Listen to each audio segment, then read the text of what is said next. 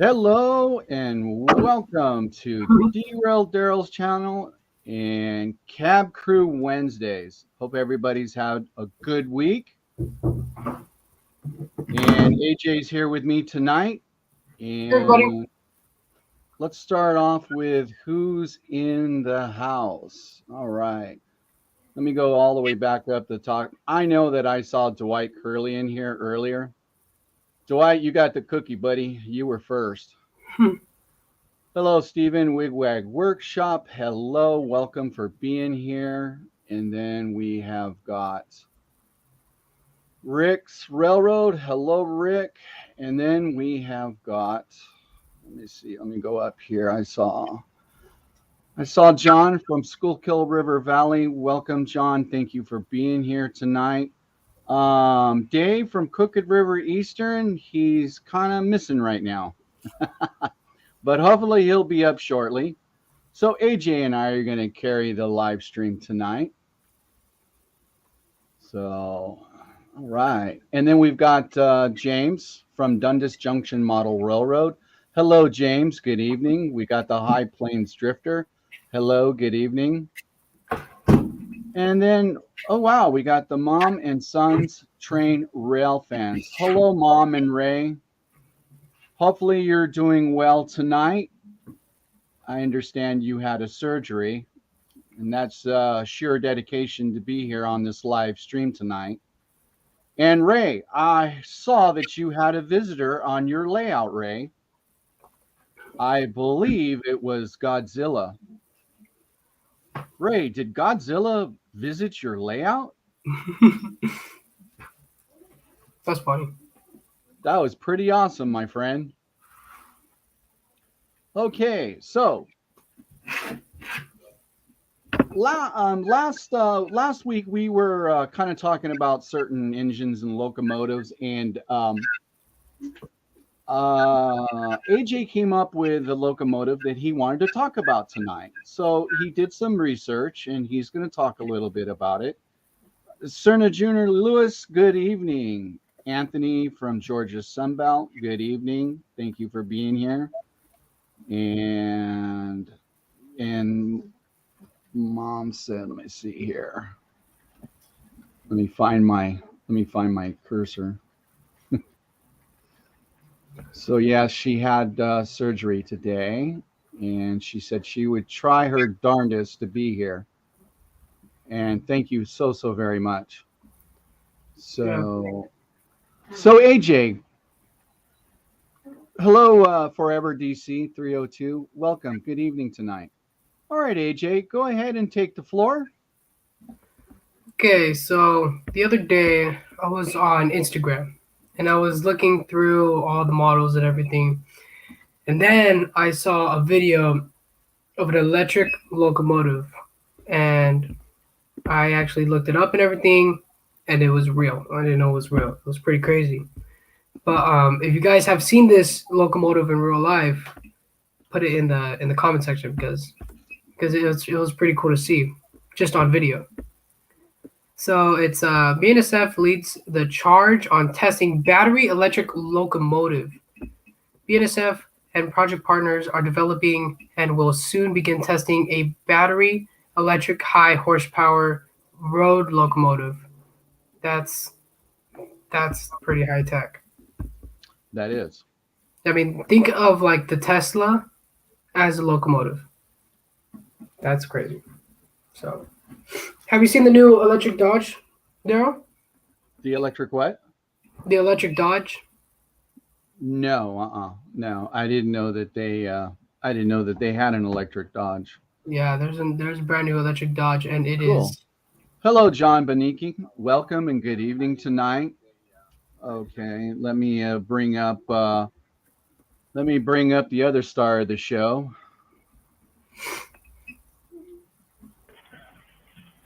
Welcome, Dave. Hey. Sorry, guys. Running late today. That's okay. It's okay. Hey, Dave. Yeah, that's okay. You had a busy week. Yeah, it was a busy week. It was good, though. It's good. So, Hello, Safe Train Productions. hello to everybody. And Container Man 68, Roy, hello. So, so AJ, any more about that electromotive engine? Yeah. So it has. Let me see. So I'm looking at the body of this, and usually the body of a locomotive would be thin like this. So I have a small locomotive right here. So it'll be like this, right? And the cab would be very wide, where the windows, where you can look at the back, and you can see your freight that you're carrying. This one has the cab like this, but then it comes to up to right here, and it sticks out on both sides, and I'm pretty sure that's where the battery goes because I'm looking at a little picture of it right here. It's an energy storage, and it's like a really big cooling system as well. It's pretty crazy. So I mean, this thing looks really really cool. It's logo number 3000, I think, and Okay. that's what it's numbered. But Wow. yeah, this thing is awesome. It's really big. Which company's producing that? BNSF. I see it on the BNSF website.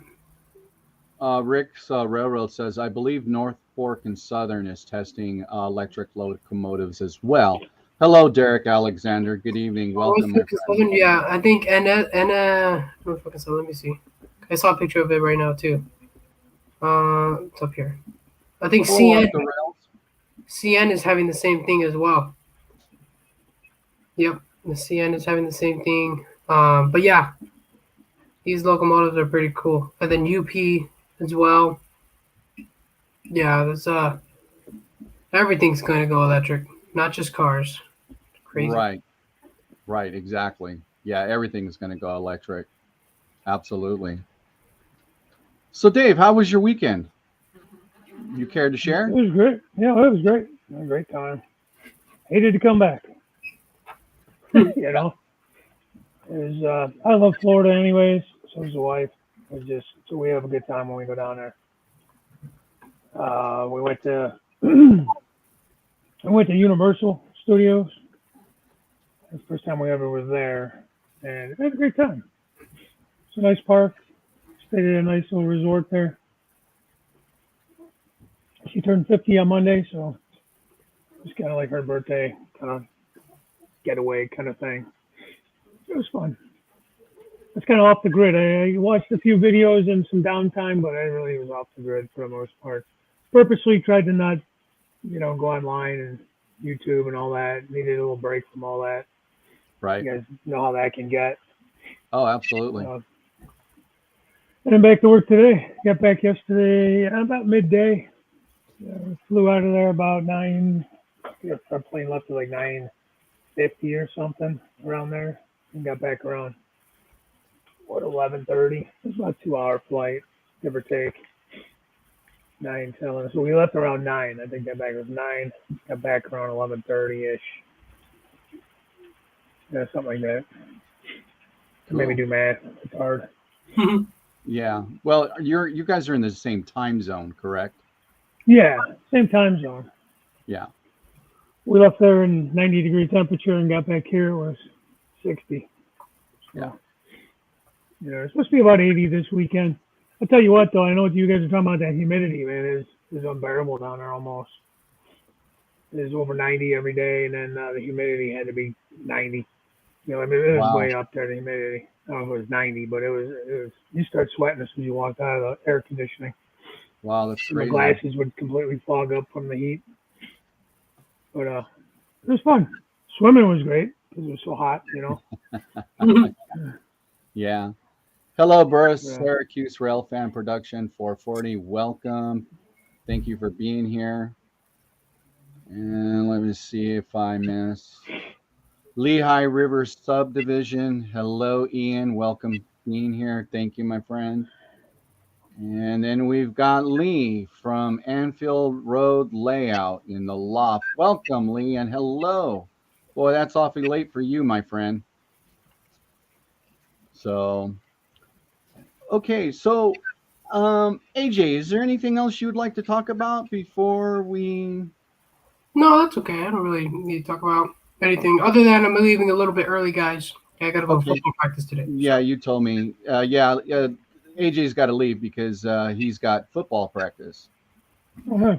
AJ, Right you on. missed on the napkin. With That way my, we can talk about you while you're gone. yeah, go ahead. Mm.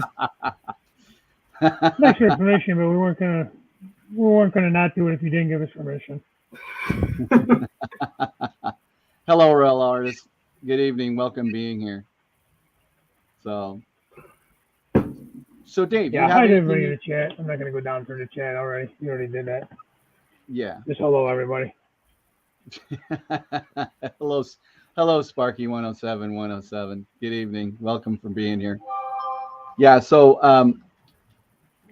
Um, so this week, usually I do a little news about what was going on this week, and really, to be honest with you, I was so busy this week, and I really didn't get a chance to do too much surfing. But um, you know, with everybody producing a lot of good content, and believe me, there's a lot of good content. I mean, there's just the content that's out there is just absolutely awesome.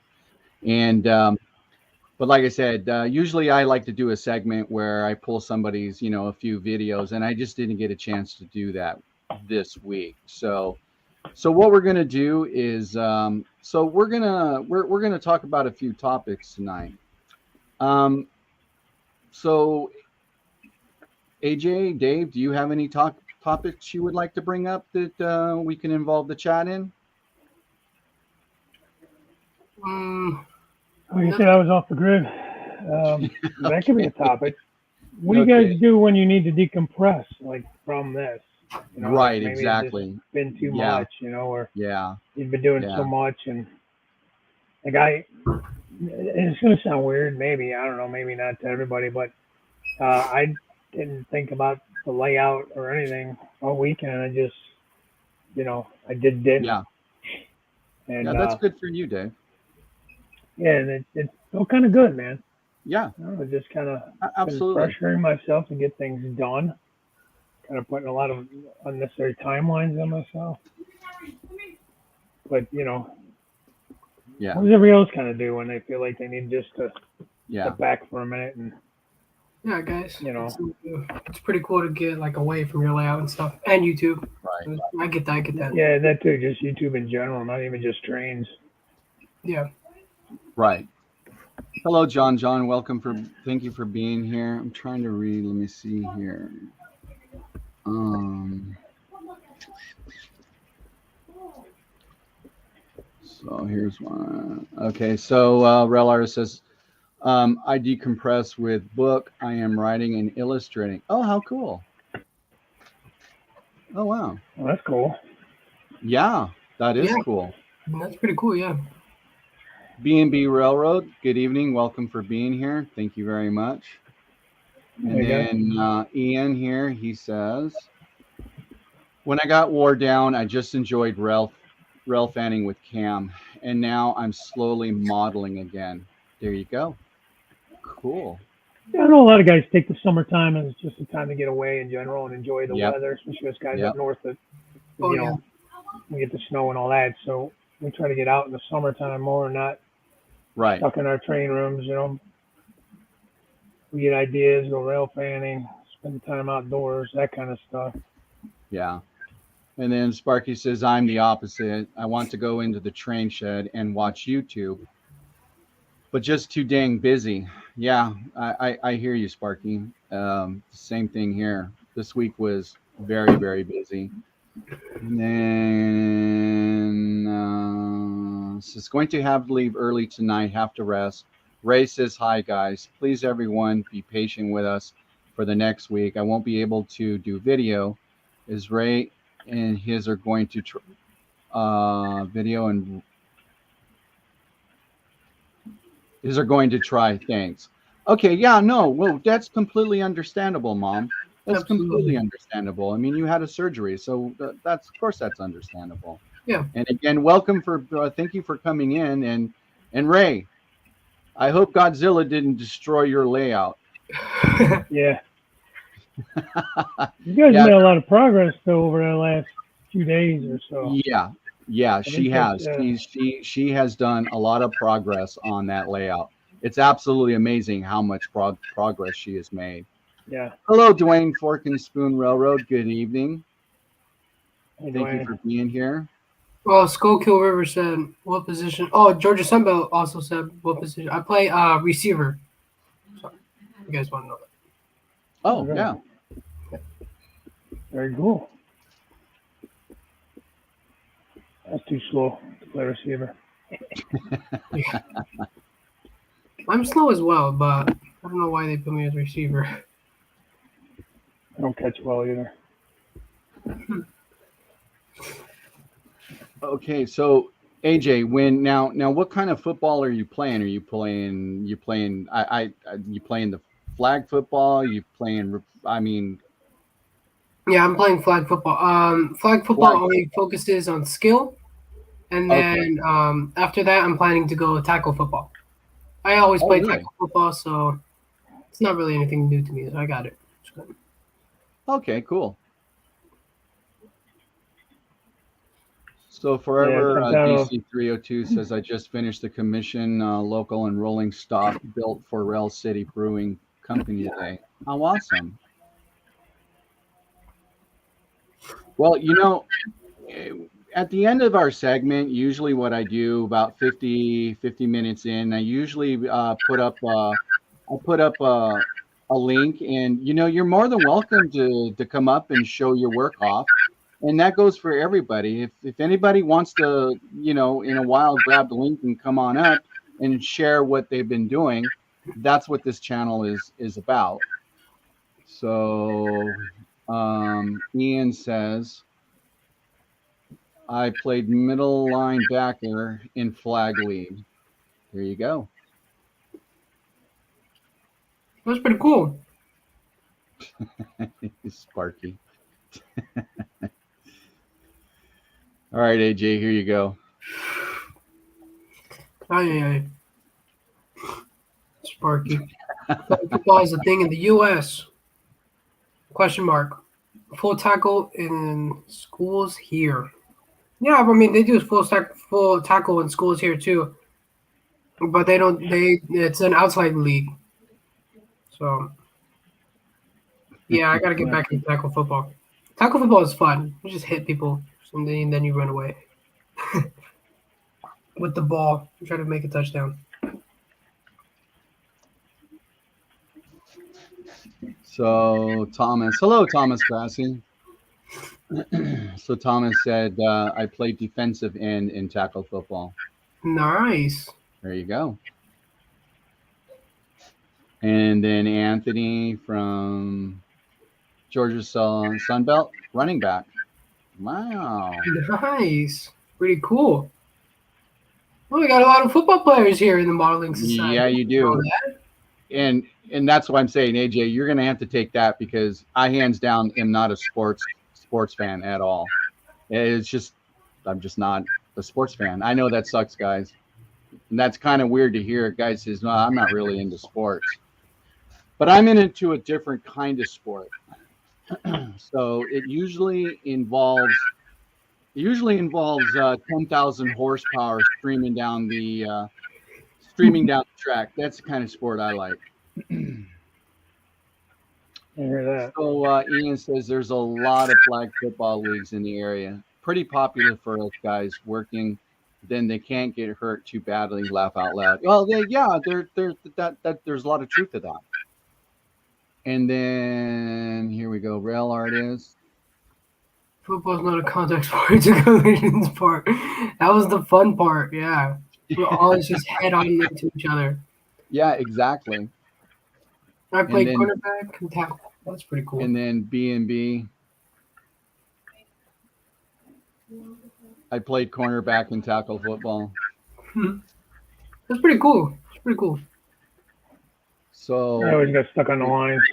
offensive, defensive line. What happened there? I said I always played line, offensive line, defensive line, mostly offensive tackle. All through high school, from Pee Wees on. I coached Pee Wees when my son was young. Coached him in Pee Wees. Tackle football from 7 years old till he got into middle school. So Good times, man. John from Schuylkill River says my youngest grandson plays defensive nose guard in college. Oh, nice. Yeah. I bet you're a proud grandpa there, John.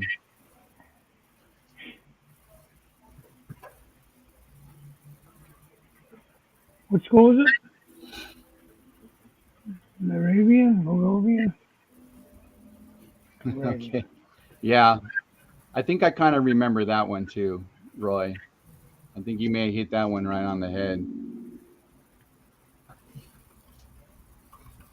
Hey, Harlem in Brooklyn, or how you doing, buddy? So here we go. Okay, so Forever DC, train's still in the trunk, laugh out loud. We did the rolling stock logos with my daughter Circuit.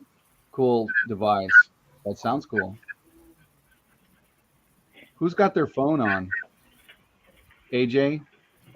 On my phone. Dude, Why? I can hear it all the way over here. That means everybody else can hear it. Which one? I don't know. I hear some chat. I hear somebody's phone, or I hear something in the background. It's very quiet over here. Unless you're hearing me chew. No, no, we don't want to hear you chew. Hey, Harlem and Brooklyn Railroad, welcome. Thank you for being here. George, FL Railroad Dog. Good evening, my friend. Thank you for being here. Yeah, Thomas Grassi says, yes, we're hearing feedback. I can hear it too. I don't know where from. I don't have anything running. Me either. Yeah, I don't have anything running either.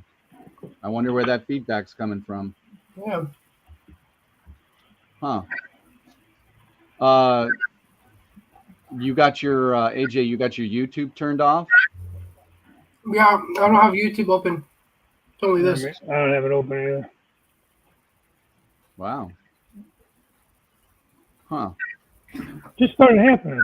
Like, That's weird. yeah, is it on your end? You get the TV on in the house? My house is super quiet right now. Unless you guys are talking about the wind. But you guys are hearing feedback, so. Yeah.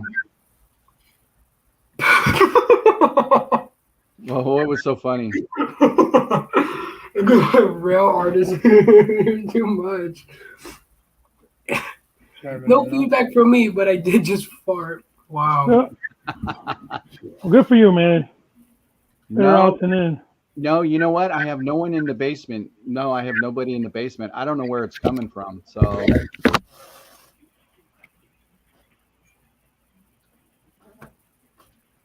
let me see. I'm gonna try to unmute my mic. Chat, tell me if it's still happening, but nothing's on my end.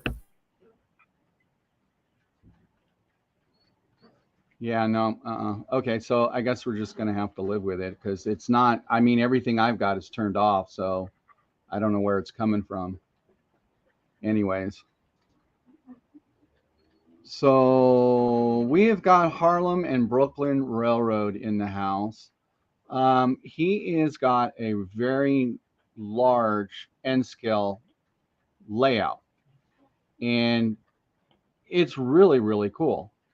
So if any one of my knights want to put him up, and maybe we can give him some love. Let me see. So I'm going to add a few people as moderators.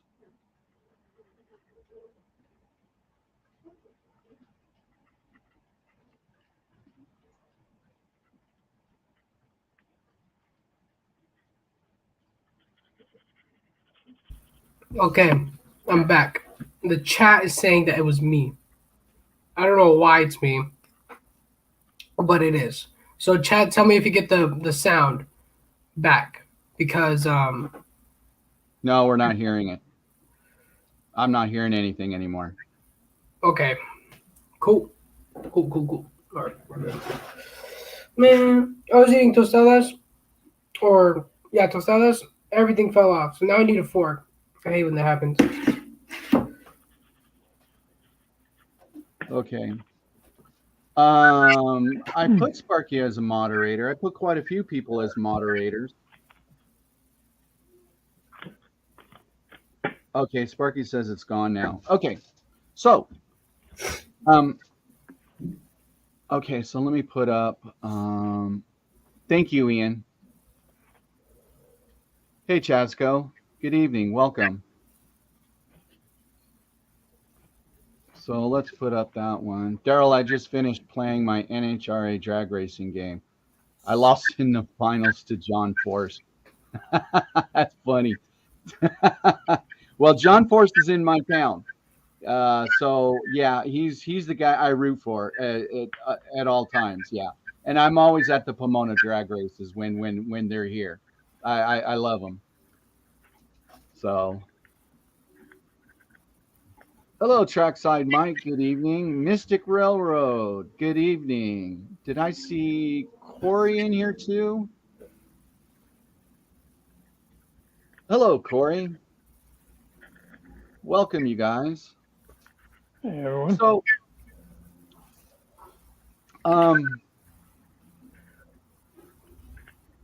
so let's get this chat going. So we went through football. We got a little bit of drag racing in there. Let's take this up a notch and let's talk about some model railroading stuff. So, so I have a couple things I would like to ask the chat and why. I think one of them being pretty controversial, and it's got to do with track. And I use code Pico code 83 and code 83 switches. And there was a reason why I picked those. And I was a code 100 guy, all Atlas. And when I built this layout, I just decided to just change over to code 83 Pico. So my question is for the chat is, what track are you guys using and why? Why are you using that track? So let's see if we can get some answers here, and we can talk about that. You know, I'm still hearing a little bit of that chat, that backlash. Hey, I'm hearing it again now. Again? I can hear it too. Yeah, it's not me, man. My volume is completely. I'm completely off my phone. So Wait a minute. I just heard it from myself. Let me mute my mic again.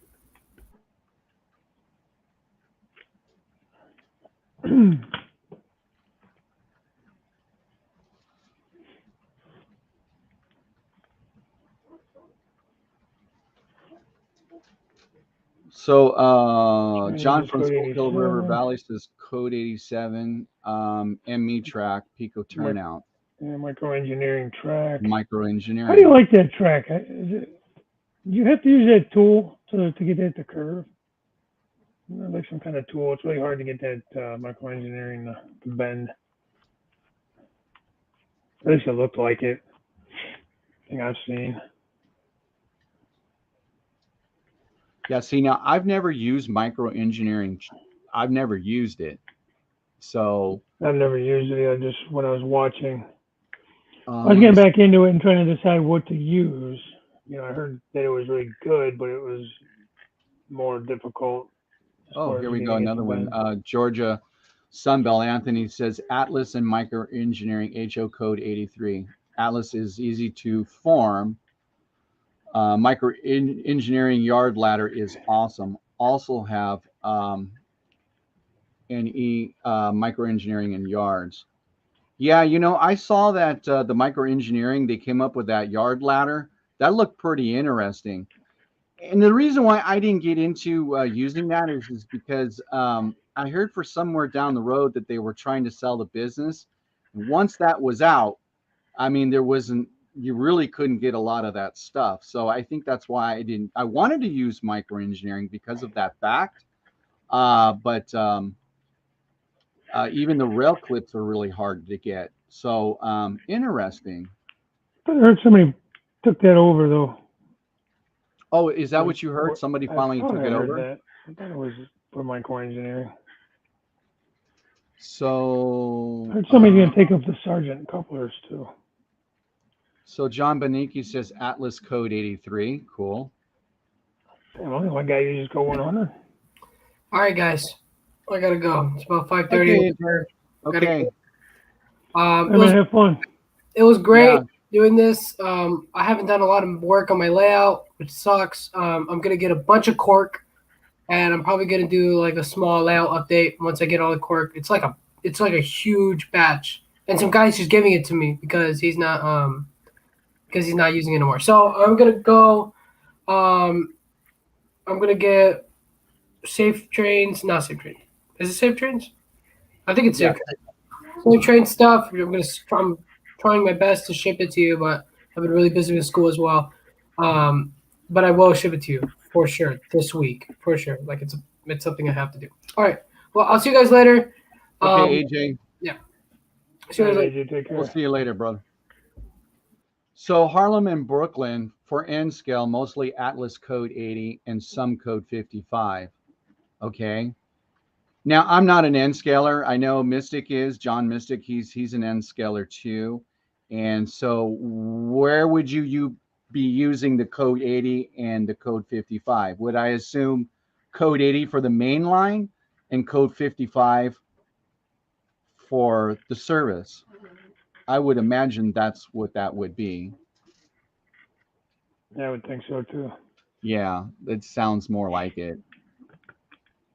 So I am in model railroading just to play trains, DC only, no sound, but Atlas and the layout I have will soon be done and over. Okay. You know, there's a lot of guys that do just DC. There's a lot of guys in the hobby that do DC. I think Ray Wobel does just DC only. Yeah, he does. You know, it's quite big still. And then let me see here. Curly says, I'm getting behind.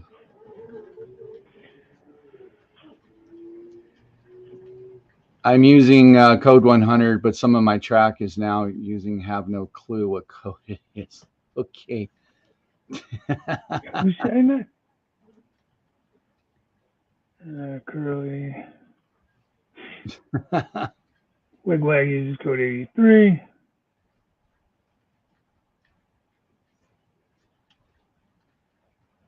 Pro artist says he moved. Plans to move. No room for trains anymore. That's unfortunate. Well, thank you, Off the Rails.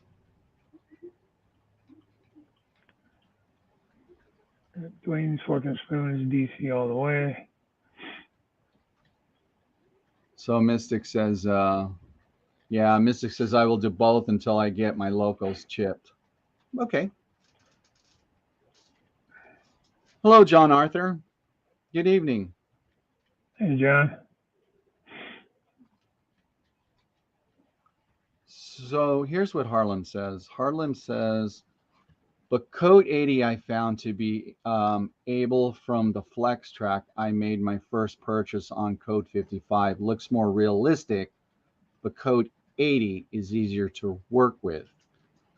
And of course, I can understand that coming from, doing N scale. I mean, N scale alone is just hard for me to even think about. Yeah. So would code 80 be like code 100 in HO? And that's what I'm thinking. 80 and then 70 would be like 83, maybe. And 55 would be So, hey, Waycross, how you doing this 70. evening?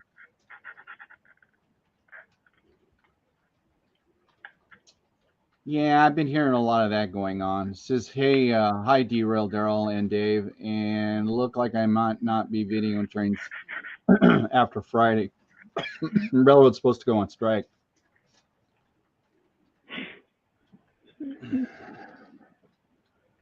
So what's going on? There's a strike. Well, Video and I've train. been hearing bits and pieces. So John Arthur says it's be like 160 in HO, massive rail. Okay, there you go.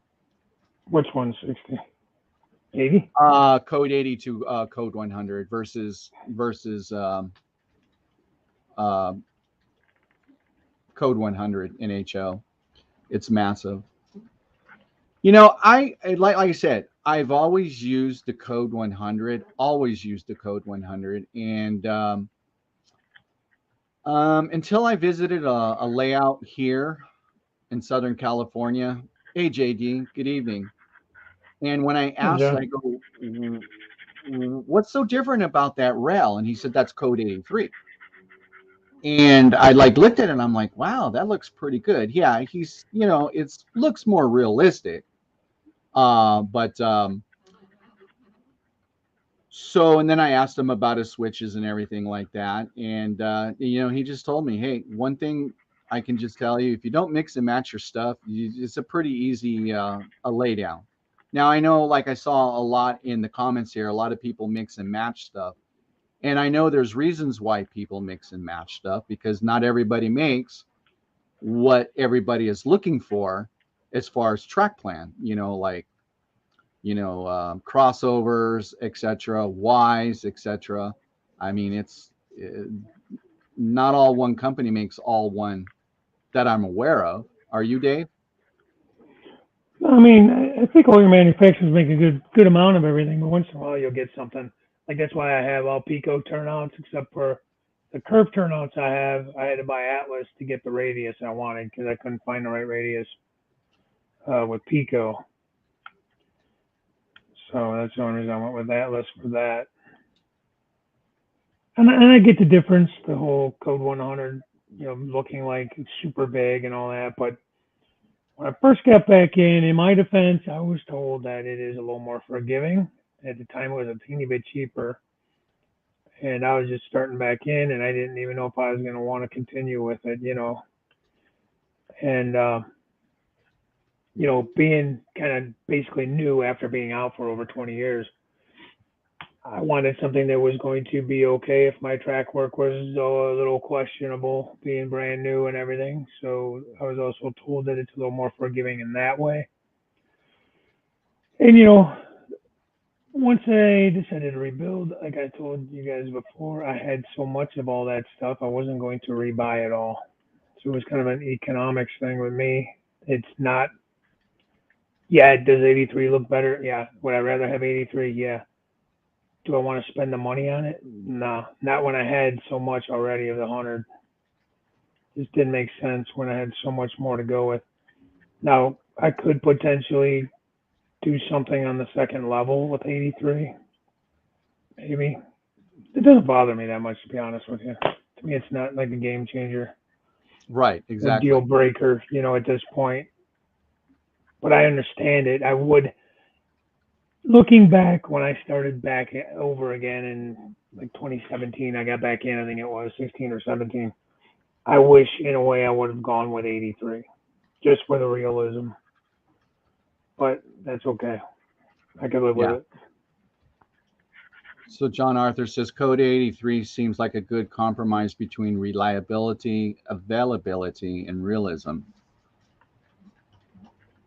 Because honestly, you probably want to go to code 70 if you wanted to be actual, totally prototypical, when you think, John, or Daryl, or whoever.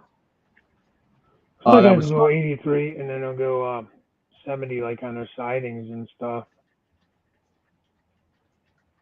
I bought code 70 for my bridges, for my guide rails and stuff on the bridges. I was able to buy just some sections of code 70 rail without the ties and stuff. I do agree, especially The rail itself don't bother me that much on 100. It is tall. Don't get me wrong. It's the ties. I really can see it in the ties. I'm decaling a boxcar, Anthony. Yeah, that makes sense, Roy. So I'm taping it off. Use code 100 in a helix or Yeah. off world. Yeah, I mean, because you're right. It actually code 100 like an Atlas is actually way a little bit cheaper than code 100. Code 83 in like Pico, or maybe micro engineering, so to speak. Yeah, Atlas Hey, is Possum. definitely Sorry, brother, I cheaper. didn't say hello to you. I saw you in here, but I didn't get a chance to say hello. Yeah. Hello. Hi to everybody, man. I didn't say hi to any. I just said a general hi, but hi to everybody. Again, as Anthony pointed out, I'm kind of distracted as we're talking. I'm trying to tape off a boxcar to paint. So John Arthur says, yeah, but I was compromising reliability a little bit. I could see 70 on the Spurs.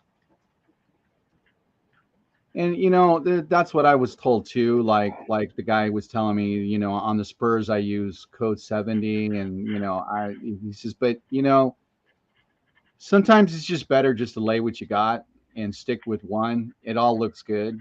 So like I said, I was always a code 100 guy, always a code 100, and I had no problem with it.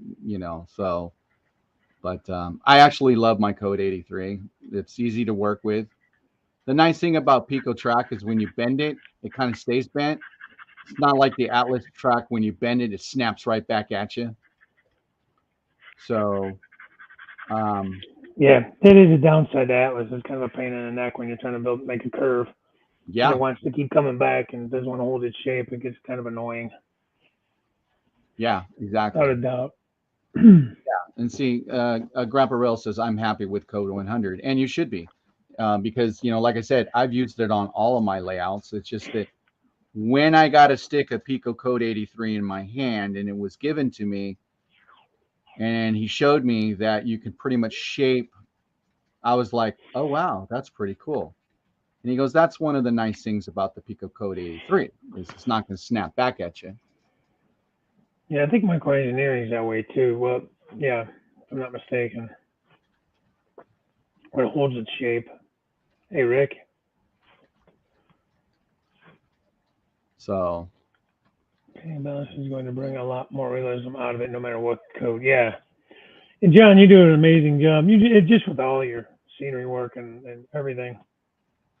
yeah, I like how you do, and I might start copying you on this.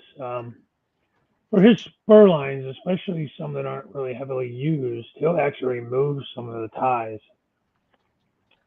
every couple. Um, like they've been used, they've been worn, whatever. Not like maintained like a main line would be. I really like that look. And the way he weathers them is really sharp. If you guys haven't checked John's layout out, you've been missing out. Definitely take a look at that. And his scenery work is just impeccable. Very something to I don't know, aspire to, I guess. yeah.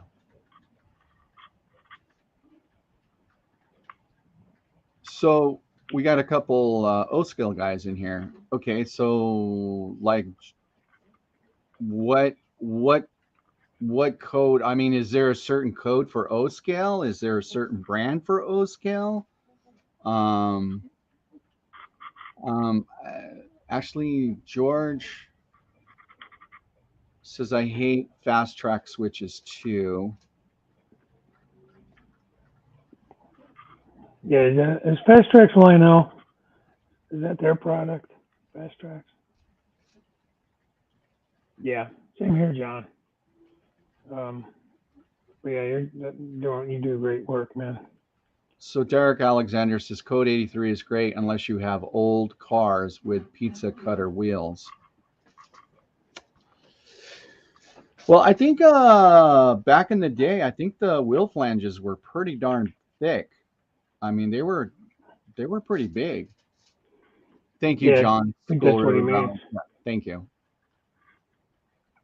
Because right now, I mean, most of my wheels on my cars, they're like exactly what you said. They're really thin. Hello, Yeah. Joe. Black Rock Central. Hey, it's Joe. it's okay, buddy. You can be late. I'll just make fun of you. Hey, Yeah, I was late. yeah, that's okay, Dave. You know, I kind of figured since you didn't come in, so we can have a chance to talk. I figured, I figured you might have still been at work and you couldn't call. So I was down with that. It was not a big deal. But I knew Yeah. I hopefully somewhere along the line you would pop up or text me. Yeah. So now we got people in the chat subbing to each other. That's cool. Yeah, Now definitely. remember, people, Gargraves. I just got to say this. It's great that you guys sub to each other. It's great that you sub to me or Dave.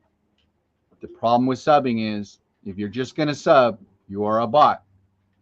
That's all you are. You're just a bot in YouTube terms. So when you want to jump on their bus, make sure that you hit their like button, smash that like button, comment, and watch some of their videos. That ensures your subscription because it's great Right. to look at numbers, but your numbers aren't going to stick very long when YouTube algorithm comes in. I So just had it I happen just the other want, day. yeah, I just wanted to put that out. So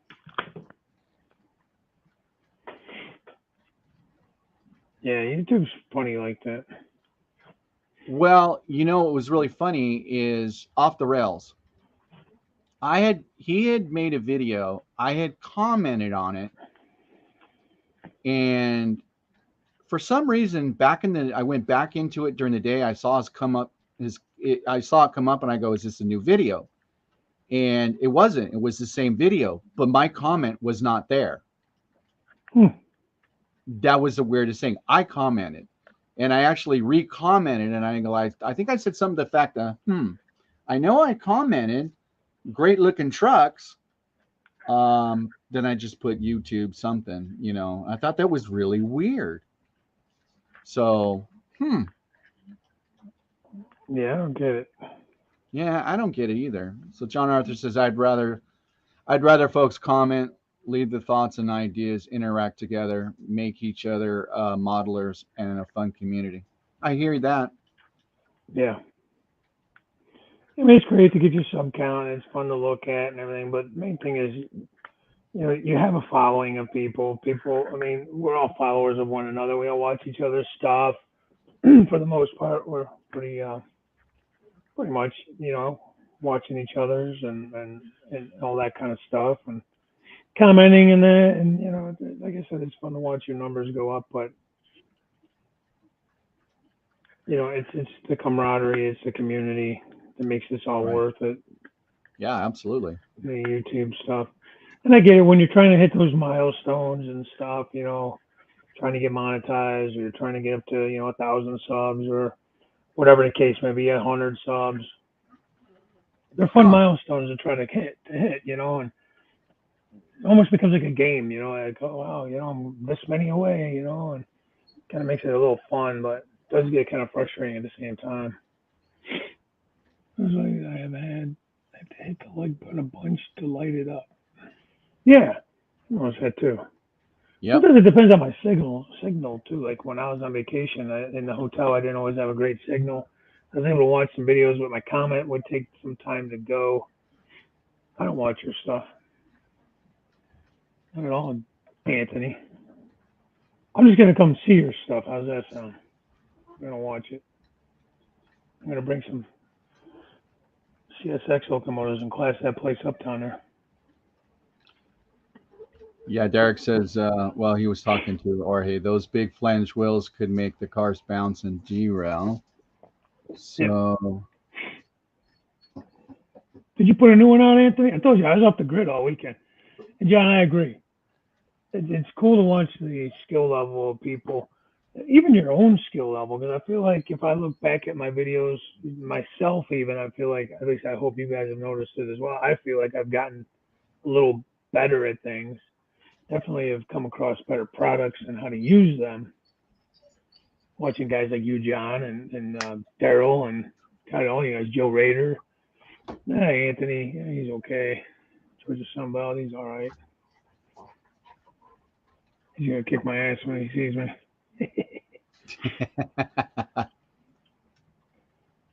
All you guys, I mean, there's too many to name. I mean, geez. Hey, Dave from DES Media Productions. Good evening. Hey, Dave. Yeah. Oh, you two have one day. Everyone sees So where yourself are the next day. One view in we? 2 days. Yeah.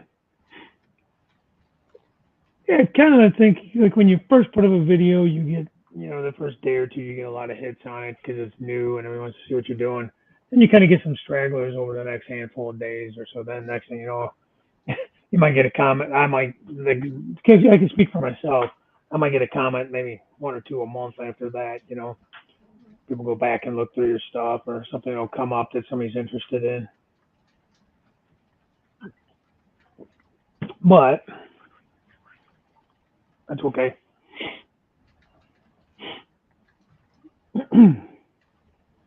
3 yards. What does that mean, John?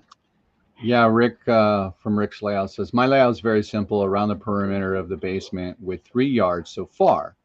I got There's a duck tired under. of duck unders. Oh, okay. No, I got you. Yeah, yeah. No, I hear you. That's why I have lift ups. Same. That's why I Yep. got the swing gate. All right, Joe. I got a couple 4 axles, GP38s. I got a GP15 CSX. I got a Chessie, Western Maryland. I think it still runs. I don't know. I haven't run it in forever. That's the problem. I had everything boxed up for all that time that I need to take everything out and clean the wheels and all that kind of stuff. And it's as I bring them out to run them, because I get bored of running the same thing over and over, I try to clean everything. Run them Yeah. over a paper towel with some alcohol on it or something just to clean some of that gunk off. I need to get that CR26 or whatever that stuff is you guys are using. Give that a Yeah, try. do I have a bottle of it here somewhere? I usually keep it pretty close, but it seems to be more, you know what? Let me read right back. It seems to be more of a common thing.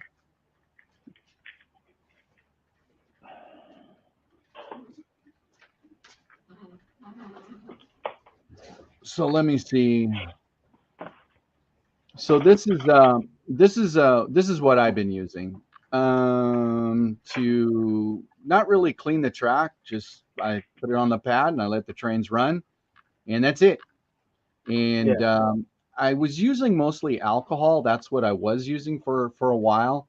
yeah, that's what I've I always use. used the CR 2-26, but I just noticed a difference between how the train runs versus using the alcohol versus that 2-26 CRC. Yeah, And I've noticed by using it, if I leave it alone, the trains run great. The minute I take a pad to clean the track off, that's when the trains start jerking. So I have learned. Yeah, I don't know. I can say countless of videos I've seen where guys will take their finger after they'll take their finger and they'll before they clean the track, and they will show you the blackness on on their finger. Then they'll alcohol it. Then we've all done it. I've done it. Now with this, I don't alcohol it. I just spray. I just spray. This is what I do. I just spray on my car right here. This is my cleaning car. It's got a removable pad on the bottom. Okay.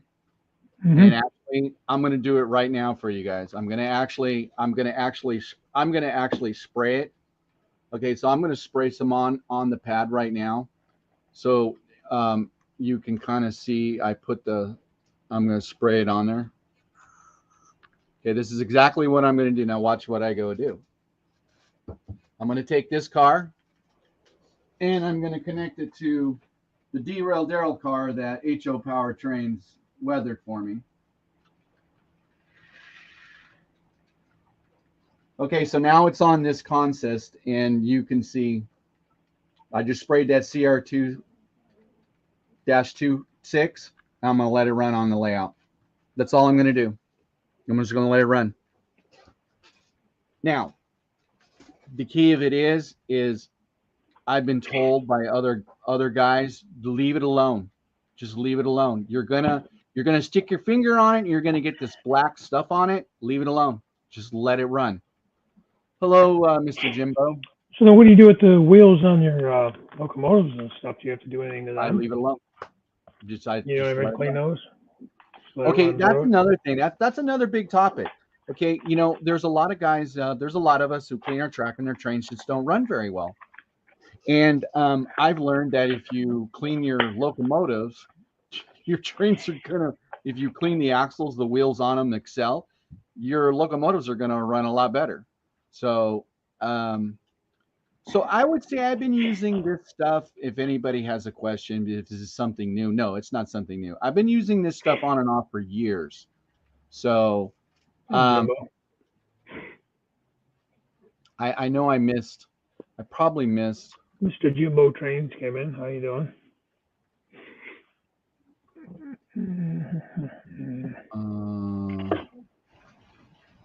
So here we go, Dwayne. Love that 26 stuff. Put it on and leave it. Haven't cleaned and there you go. That's exactly what I was trying to say. That's exactly what I'm saying. I leave it alone. Okay, John, okay. My AK name is Double Barrel Daryl from Mystic. So now he's telling me I'm the science guy. Yeah, Bill Nye. Daryl Nye, the science guy. So yeah, so exactly, Dwayne. That's exactly what I was trying to say. I just spray it on there and leave it. As a matter of fact, I don't even remember the last time I even alcoholed my track. So what I'm gonna do when this consist behind me leaves, you guys are gonna see my fingers nice and clean. I'm gonna go take my fingers and I'm gonna go over there. I'm gonna wipe that rail. So when she goes around me, I'm gonna wipe the rail and I'm gonna show you exactly what my finger looks like after I get done wiping it. Hence Daryl, the science guy. Mm-hmm.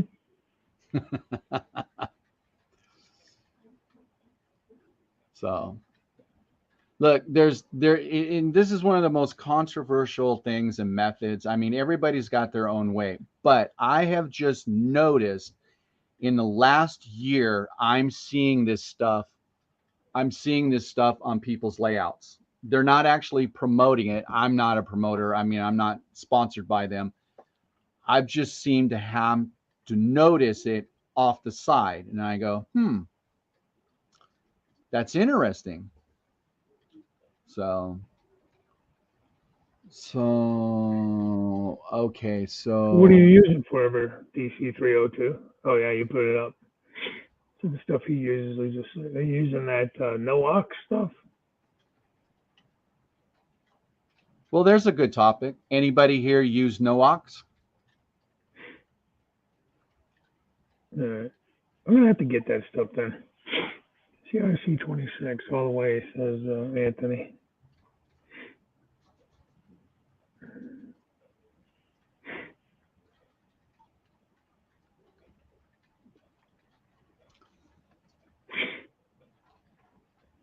Yeah, well, the metal wheels definitely helps, John. At least that's what I've always heard. NOx. Yeah, I have some NOx, but I was going to use it, and then I started hearing bad things about it or negative things about it, so I didn't know if I should use it or not. I know Ron's trains and things is a big thing on it, and maybe guys just aren't using it right. I don't know. So it kind of Okay, so I'm going to go over and Or wipe maybe my fingers. nervous. I'm going to wipe my fingers on the rail. Sounds kind of naughty. You like that? Yeah, maybe. Okay, so if you can kind of see the black stuff on my finger. Yeah. Okay. That's exactly what's on there, and that's what I leave on there. I don't even bother cleaning it. I can leave my trains out here. Now this is in a garage. It's very dusty. But I come out here mostly anytime, turn my my trusty old MRC Prodigy, turn it on, hit the numbers for my locomotives, and they go. That's exactly what I did this evening. Didn't do anything. So the no-ox is kind of like the same thing. That's what it's supposed to. That's what this stuff does. It does kind of the same thing. Sexy. Yeah, Rick. I think I don't know if it was Ron Strange. Somebody did a whole thing on it too. I know Rick's Railroad said that Fishblade Films did a bunch of different comparisons on cleaners, and I think when the world did, who else did that? I think it was Ron. Could be wrong. Derek has a good question. I was going to ask you the same thing. How hot is it there today in the garage? Oh, you know what? Thank you for asking, Derek. Actually, right now I'm at 87, which is a lot cooler. Actually, everybody, I was doing the rain dance this weekend. It actually rained in Southern California for the first time in like 6 months. I couldn't believe it. I mean, it wasn't a heavy rain, but actually south of us, I mean, there was major floods. So, and then the other night, we got actually thunder and lightning and more rain Sunday night. So our temperature went from my temperature went from 100 and 110, 111, and now right now outside it's like 80, and we're starting to cool down in the cool down process. So I don't really have to clean my track. Of course, it's an air conditioning room in my house. Yeah, some people are very lucky. Not me. Yeah, I'm in the house too. I'm in the basement though, so you get a little more temperature variation. But yeah, I don't run a dehumidifier, but it is AC in the summer, heat in the winter. So I mean, it's always temperature controlled down here. Yeah, I don't I don't knock any product. Um, it's just that I've heard, a little bit more negative reviews on the Noox than I've heard actually really good stuff. So, Derek Alexander says, Yeah, "Dear old I Derek." bought some. I was all ready to get to try it, and then I started seeing some people make some negative reviews on it, and then it got me nervous to try it because the last thing I want to do is mess up my track completely and have to tear it all out, or something like that. Right. Yeah, you know what, Derek? I actually have an air conditioning for this garage. It's just not here, and it's buried at my place of work. And anyways, yeah, you know what, Derek? I toughed it out. I think you guys saw me on my last stream. I was sweating. I mean, my whole body. I was just so exhausted, and so after that evening, it was awful. Okay. Yeah. John Arthur says, I'm in the garage, but I have a window unit for the summer. Wouldn't be there otherwise. Too hot and humid here. Yeah. And I was just being damn lazy. Yeah, what's this Forever DC 302? Put that up. What is that? ACT 6006 is a cleaner. I don't know what that is. I don't know yet. Actually, I'm a new subscriber of his channel, and the one video that I watched the other night was pretty cool. I really, if any one of my moderators wants to put his channel up there, please go check out Forever DC 302. He's got a cool channel. Yeah, he does. That's track cleaner. Okay. Yeah. No, I did, Derek. I roughed it out. But see, like what Dave said when he was in Florida. Dave, how hot did you say it was there? I mean, it was probably 95 every day. They said temperature felt like it was over 100. Which I know it was not as warm as you guys were, but the humidity was way up there. You know. So I mean, you just start dripping sweat as soon as you walk out the door. Right. Okay. So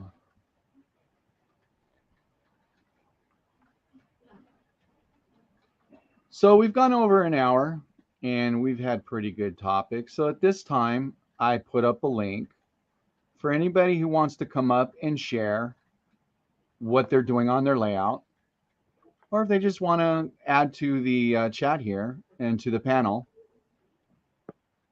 And hey, what happened to it?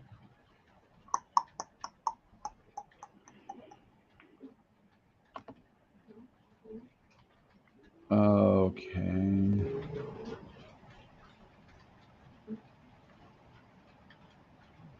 I had it. What did I do with it? Okay, copy. Start doing the chat.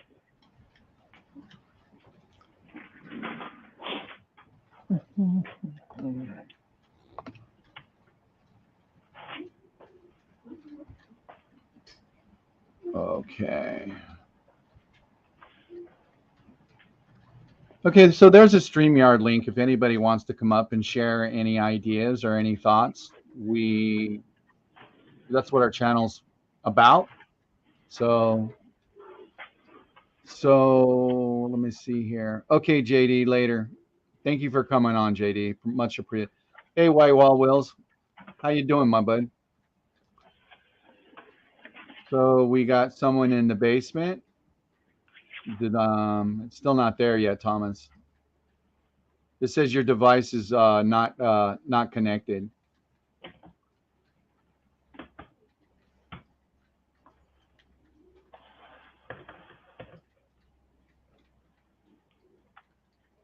Okay, there you go, Thomas.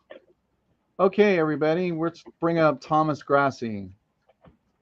Everybody give a warm welcome to Thomas. Hey, Thomas. Good evening. Yeah, I had OBS open on my PC and it took over my webcam. That's why it wasn't. Oh. So, Thomas, how you doing? I'm doing fine.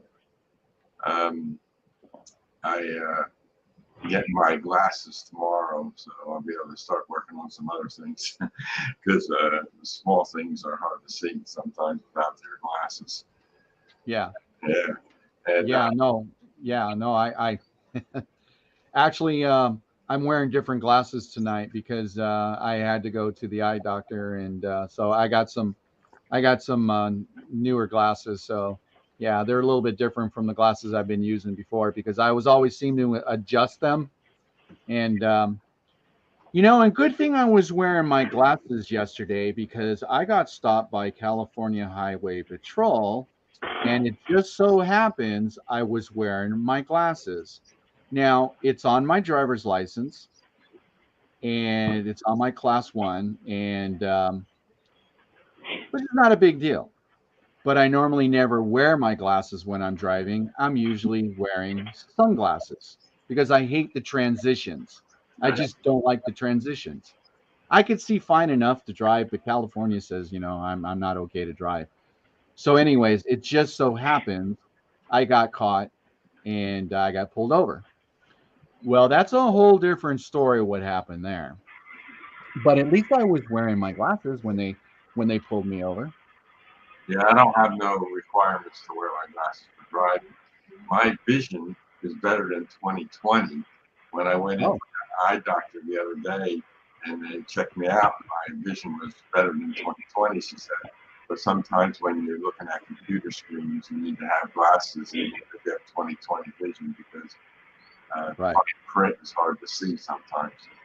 And so that's why I got, my driver's license doesn't say anything about glasses on it. So, but I can see great when I'm driving and everything else. So it's not too bad. Cool. Yeah. Thank you, Joe. Thank you, Joe, for coming in tonight. Yeah, see you, Joe. Thanks. We'll see you later, buddy. And on the YouTube thing, like I got up to 105 subscribers now. And Oh, good.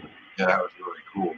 And like when I go on people's videos, I always comment on them and hit the like button, so it makes it better for everybody. So, Yeah. yeah, and then I'm building a bridge now. I designed it yesterday, and I'm going to 3D print it, but I'm waiting for more rosin to come tomorrow so I can start printing again. And what I'm going to do is underneath the bridge, I'm going to put a magnet on it. And I have this one cattle car that you put a magnet on top of it, sound comes on. So when the train goes underneath the bridge, it's going to trigger it and turn the sound on. And then when it goes around again, it'll turn it off. And when it comes around Oh, again. that's pretty cool. Yeah, so Yeah, that's neat. Yeah. So that's going to be the next thing I'm going to do. Get that up and running. So I made stairways going up and across, and then the bridge to go across the two tracks that I have going around. So see how that works out when I print it tomorrow. And, Awesome. yeah, and I'm also working on. I have these panels for my turnouts, and I have push buttons. And you hit the push buttons have an LED in it. It's a red and green, and you hit the button, and then it changes to red. And it tells you the turnouts, the birds, and stuff like that. That's what I want to do. Yeah, and unfortunately, with the Cobalt digital IPs that I have for some of my turnouts, they won't work with that. So I had to get this other LED that had a red and green light in it, and it had 3 leads on it. And now I can hook that up to the Cobalt. So I just finished the first one tonight, and it works. So now I got to do the rest of them like that. That's funny, Mike. Yeah. That happens, man. I'll search for a name, and it's like, what did I do wrong? You just don't put a space in the right spot, or a letter's capitalized or not capitalized, and you end up getting some crazy thing. Yeah, so with my board, I got these little black clips, and you put the LED in there, and then I have a little push punch that I push it into the board, and then it has a nice little lip on it, so it's pretty good. It's going to work out. And I have all my other boards for my other turnouts already done, but they were on Tortoise machines, and they were a lot easier to hook up. But the Cobalt digital IPs were a little difficult to get figured out the wiring. Once I got it figured out, now it's working. So I can finish them up and get that done. So now, Thomas, what system are you using to do signals? Oh, I'm an NCE guy. You're an NCE guy. Right. And the reason why I'm asking this question, because there may not be a lot of people. Good night, Dwayne. There may not be a lot of people here who know what you're talking about. So we're going to give you the floor, my friend. Yeah, NCE. I use Lightits, the NCE Lightits, and I have the signals, and the wires go down to a terminal block, and then I solder the wires onto the Lightit, and I screw that into the terminal block, and then 2 wires go to a DCC bus line, and then I code up the Lightit, hit the little button on the Lightit, and then I code it up with an address.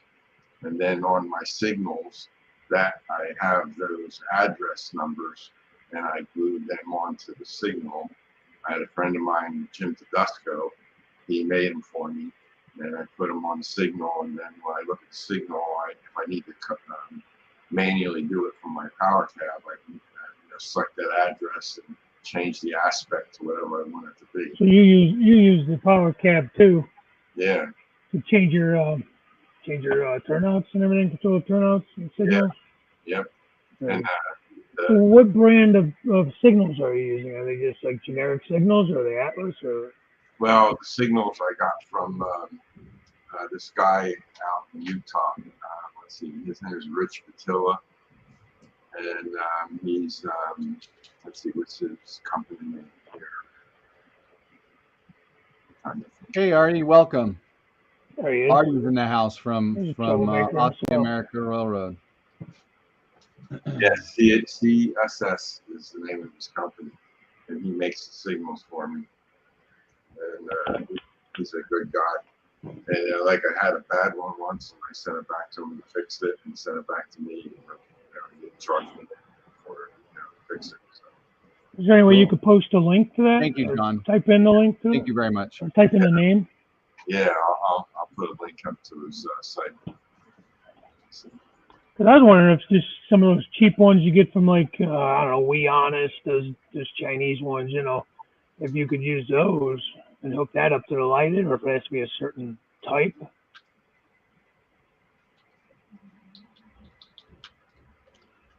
John Arthur. John Arthur. Oh, yeah. No, we'll stay as long as you need. I mean, we don't really have a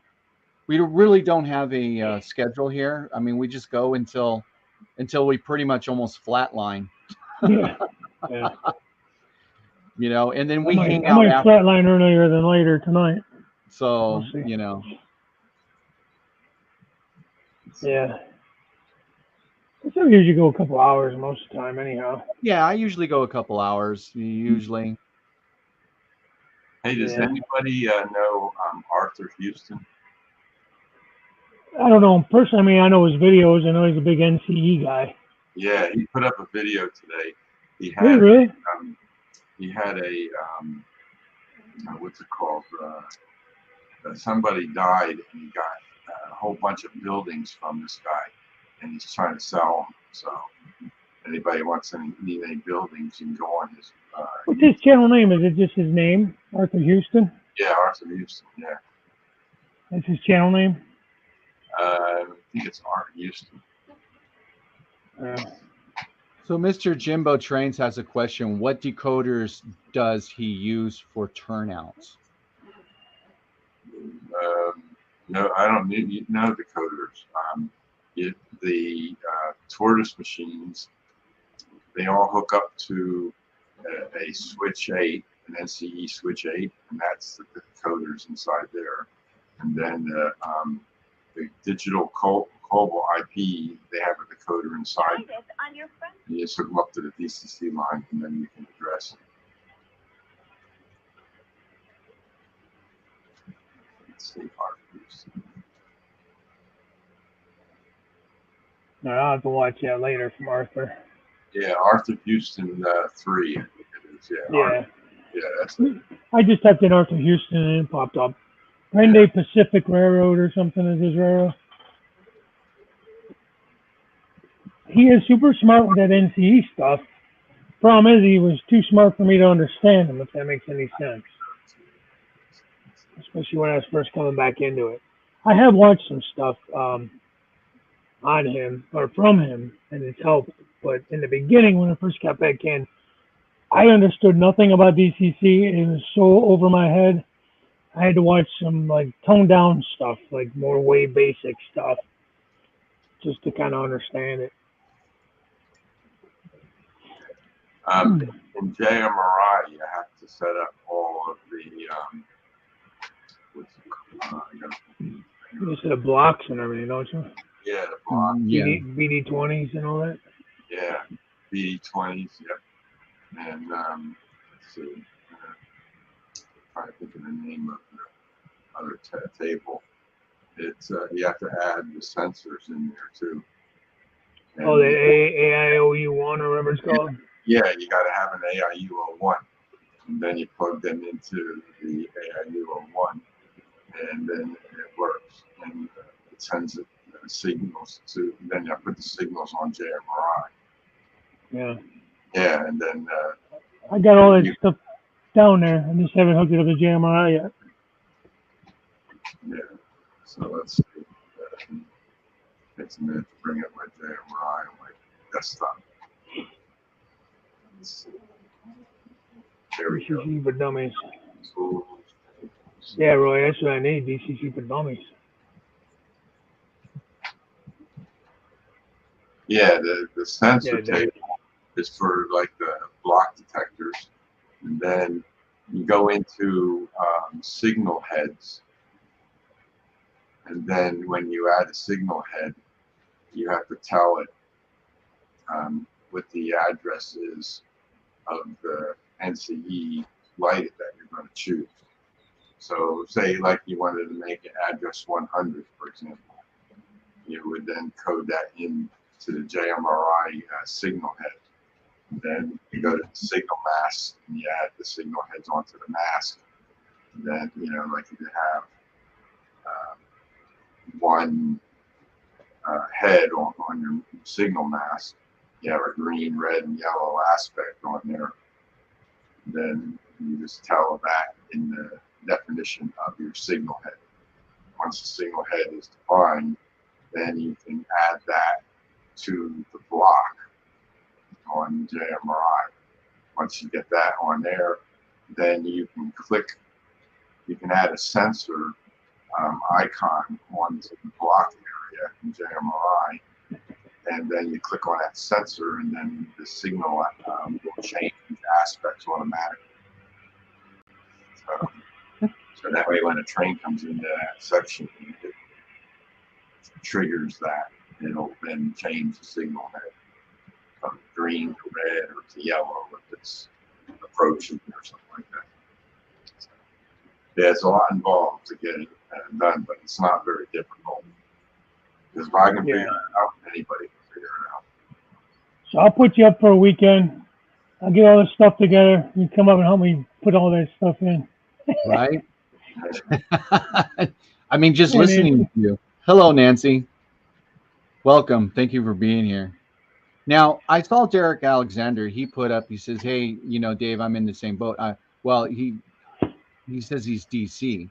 He's never done DCC. That's interesting, Derek. And you know what? There's a lot of guys that do DC. A Yeah. lot of guys that still do DC. The thing is, it's not really that much different setup. No. I mean, other than like your block, like especially if you're going to do JMRI and then you want to have blocks or things like that. I mean, that's basically DC. You just have to change your blocks as you're running down the line, I guess. If I remember right from DC 100 years ago. I mean, you still wire things up pretty similar as far as like a bus line and that. I guess you could anyways. Rick, I lost the DCC. Yeah, when I first started out, I was DC. That was like 50 years ago. So. Well, when I got back in, like I said, 2016, 17, I debated. I started watching stuff on DCC, and I was like, wow, man, this is a lot, you know? Yeah. And I got to thinking, well, I might as well just go for it and learn it because I'm going to go all DC and then regret it, you know? I didn't have any locos. I didn't have anything really. I had to buy it all anyhow, power pack or DCC system or whatever. I was like, well, let me just, I probably took 6 months or so at least just watching videos and trying to learn what I could and deciding on. I was going to go with the Bachmann system when I first started with that real cheapo basic Bachmann because that's the one I understood the best. But then I was like, well, when I researched it, there was really no upgrading it. I was like, well, it may be a good beginner system, but why am I going to spend, you know, $100 or $2 on it, you know, and not be able to even upgrade it, and I'll have to just buy something else. So it was kind of came down between NCE and I think the one you used, Daryl, the MRC, because for whatever reason, I don't know what it was, but the Digitrax was really confusing me. And it probably isn't that confusing, but it was really confusing me, which isn't hard to do. Oh, hi, Nancy. But I ended up going with the NCE just because I've seen a lot of videos on it, more so than the MRC and that, So I was able to make that decision. I'm glad I did. I like it, but there's a lot of advantages, I guess, to Digitrax though too. Yeah. So Harlem, there's a couple of guys here. You can, subscribe to. I definitely say subscribe to Aussie America Railroad and Thomas Grassi. These are two guys here that know quite a bit about this kind of stuff. And I can tell you, my friend, they'd be more than happy to help you out. That's what this channel is about. That's what all channels are about. Yeah. Come on up, Harlem. Jump on, man.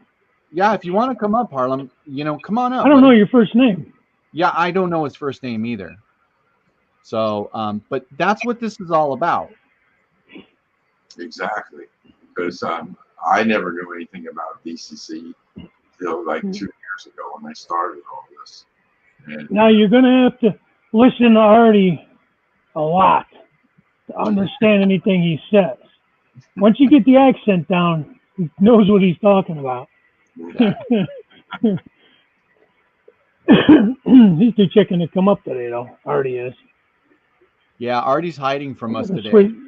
See, I got the Switch 8s too, Anthony. That's what all my, that's how I got all my, what do you call it, tied in. Tortoises are tied into that, and then I can use this to control them. Or you can hook a button board up to the Switch 8, and then you can use toggles or buttons. You need that. I think you need the button board, right? Well, good night, Corey. Yeah, but the button board, I had button boards before, and they didn't work out too well. So that's why I took the button board off, and I built my own panel, and I put the buttons on there, and it works out good. So Anthony, yeah, you can always email me, and then I can help you out with the Switch 8s. It's not a problem. Yeah. I have one button board that I use on that co-op.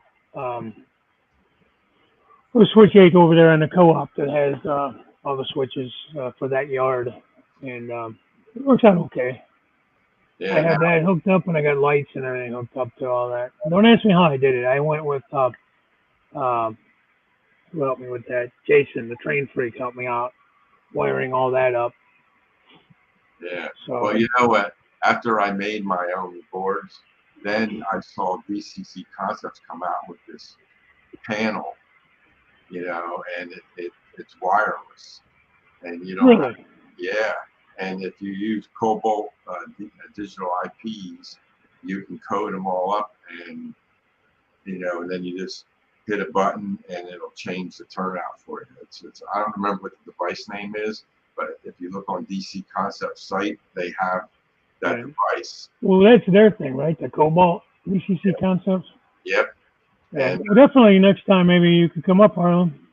Love to have you. What's your name, anyways? Jared. Jared? Okay. I Jared. missed it. Yeah. Okay. Cool. Yeah, Jared. Yeah, Oh yeah, it says it right there. Jeez, if I just open my eyes, I have my glasses on too. Oy, oy, oy. What are bullfrog switch machines? Oh, everything's electric. Where did I see that? You can design a jet engine. You just don't know electric. Micro switch power. Man, see, now you're talking above my head. I have no idea. I know what he's talking about, but here it is again. Cool. I believe I saw him do a build on the Bullfrog switch, manual throw, but now he says he's also using with micro switch frog power. Yeah, and then fish plate films that Dwayne put up there too. He's got a lot of good information too.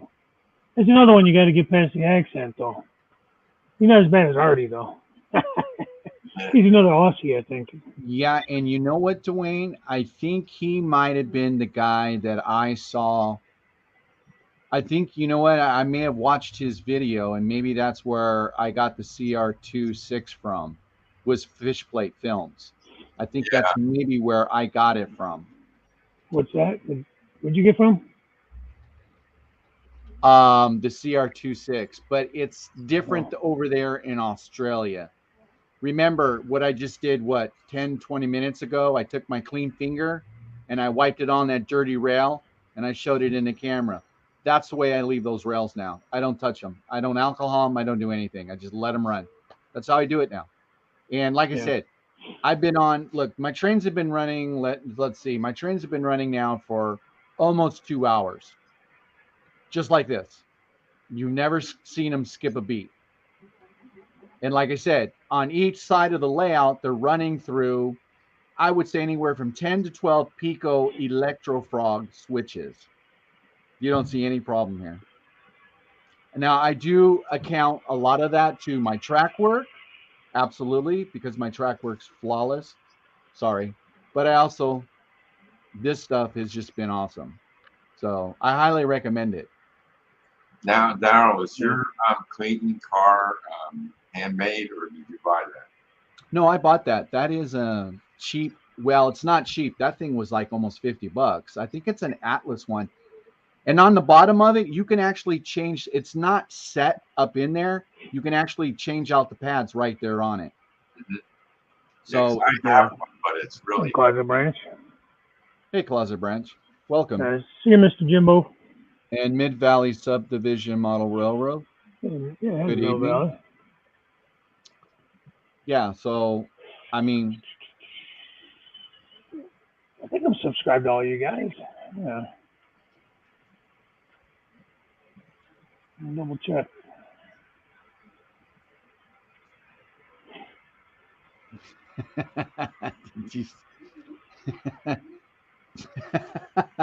Artie, get it right off the rails. We're in Australia, not Austria. Austria. Yeah, close enough. Hey, typo, right? And you're right. You know what? Here's Dwight. I mean, Dwight, he's a good friend of all of ours, and I'm going to tell you guys and everybody. I mean, I think everybody has stuck their 2 cents in for Dwight, and I think he's finally got something. He's finally got something going. And I'm really proud of you. I really am. I really like to see that pink thing go, man. That thing just goes. Yeah. And that's a good feeling. He's got the outside track. Yeah, it is. I don't know about the inside track yet. I saw him run on the inside track. It just was, I think one of the times it stopped. So cool, Dwayne. Yeah. Because I suggested he took that engine that he was running on the outside track and try to run it on the inside track and see if it worked there. Well, listen, Curly. Consider this a test layout. You're learning on this layout. Right. So, it is what it is. And that's the thing is you're learning, you got trains running. That's what we all want. We all want trains running. I don't care what kind of scenery you have and everything else. I remember when I was young as a young teenager, working on a layout in Mom's house, when I was growing up. For my age, I felt I did okay. I enjoyed doing the scenery work. I still enjoy the scenery work. My trains ran horrible. Of course, it was DC. But I was using the Atlas system with all the little switches for the different power districts and all that stuff. I had it all wired up right. Everything was great. It was just my track work was terrible. So, not good maintenance, not good track work. But I learned a lot, Problem is I got out of it for 20 years and I had to relearn a lot of it. 20 plus years. Yeah. But that's just it. You're learning. That's right. There's plenty of guys here willing to give you a hand. A lot of us, if we live closer together, would probably come by and actually help you do it. Exactly.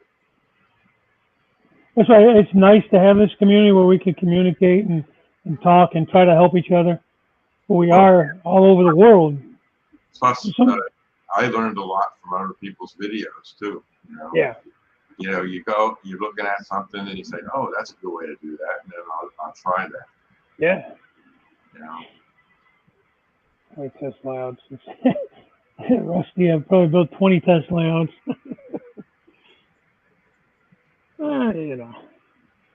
Okay, I did, Well, Artie. I put it up, brother. There it is. I oh put up boy. another link because I think John Arthur was going to try to come up after he put his kids to bed.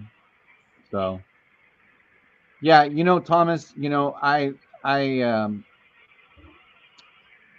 oh, here comes Artie Farty. Already party. Hey, Artie. Oh, there goes the neighborhood. Jesus. Oh, Oops. Sorry. There you go, Artie. he did it on purpose.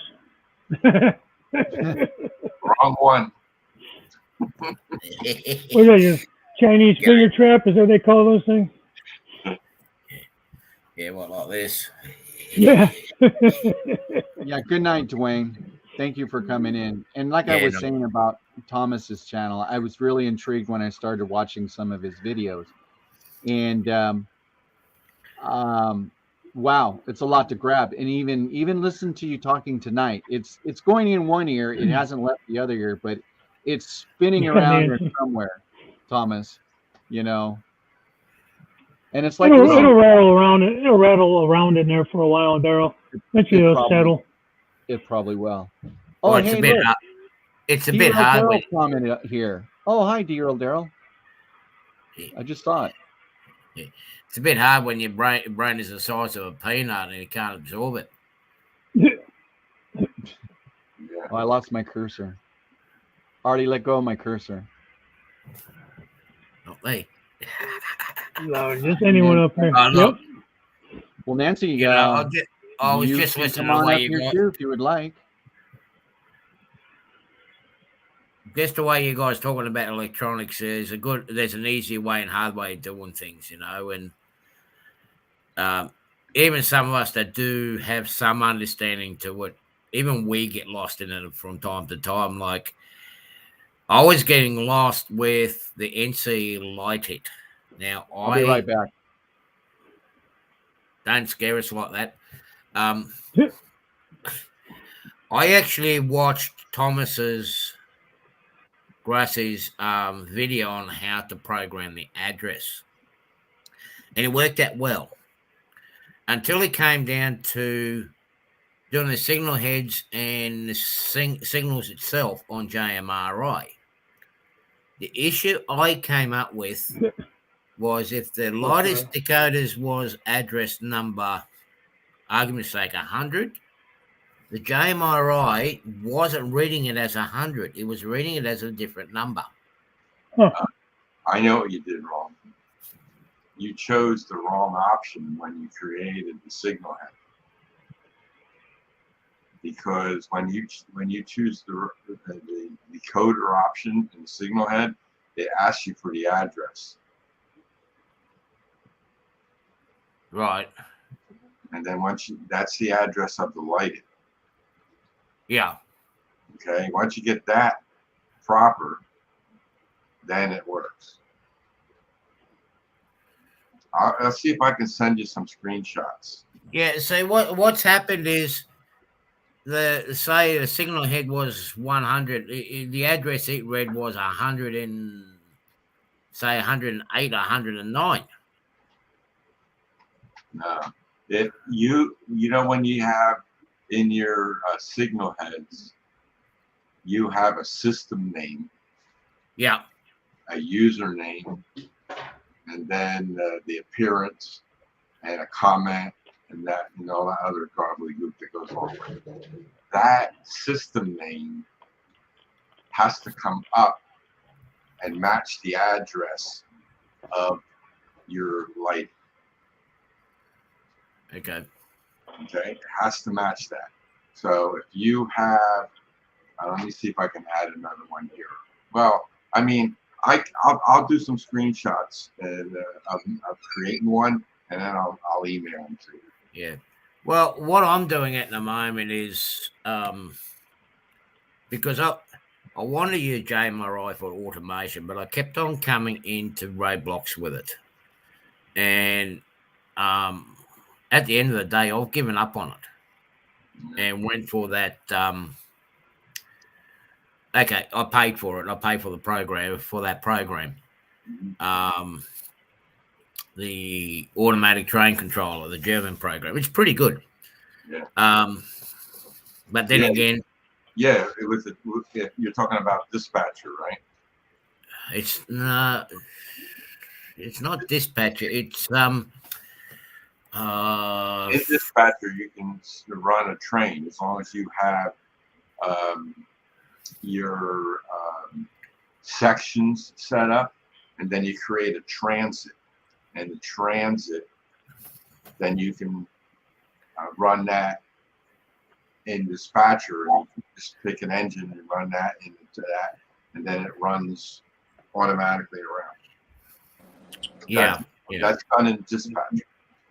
Right. Yeah. Well, I went into that, but the program that I end up using, it does all that for me. It actually finds my routes, it finds my dispatching, and everything is done for me. I don't have to spend days on end trying to put all the entries and codings and whatnot in it like he did with the JMRI. So I'll probably look into it a bit further down the track. But at the moment, I'm just moving away from.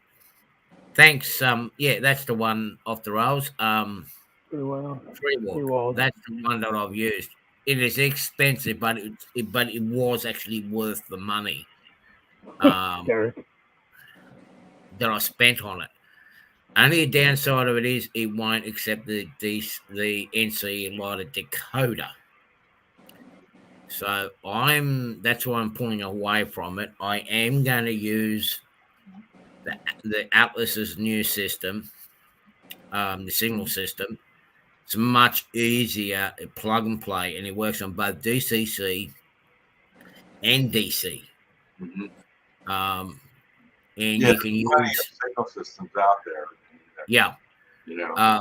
I haven't had the opportunity to do a tutorial yet. I'm just sorting out my back room the best way I can. I'm having a lot of problems with my right hand, my right thumb. So I'm going to get to it shortly. I'm trying to tidy up the back room as well.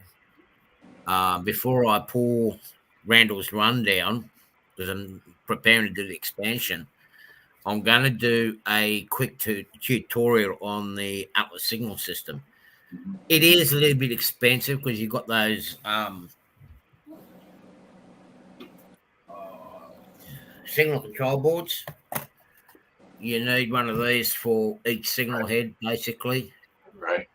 And then you've got the interlocking control module, which you need for each junction. Right. But to do the actual block signaling itself,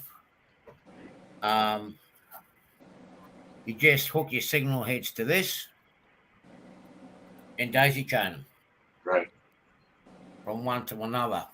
And the new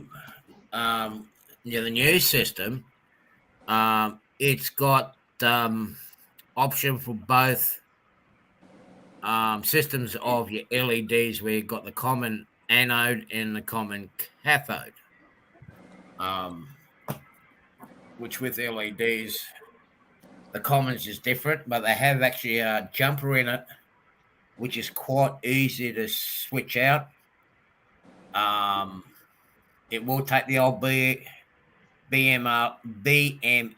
signals as well, right, as well as Atlas's new signals. But I'm hooking up my Chinese signals to it.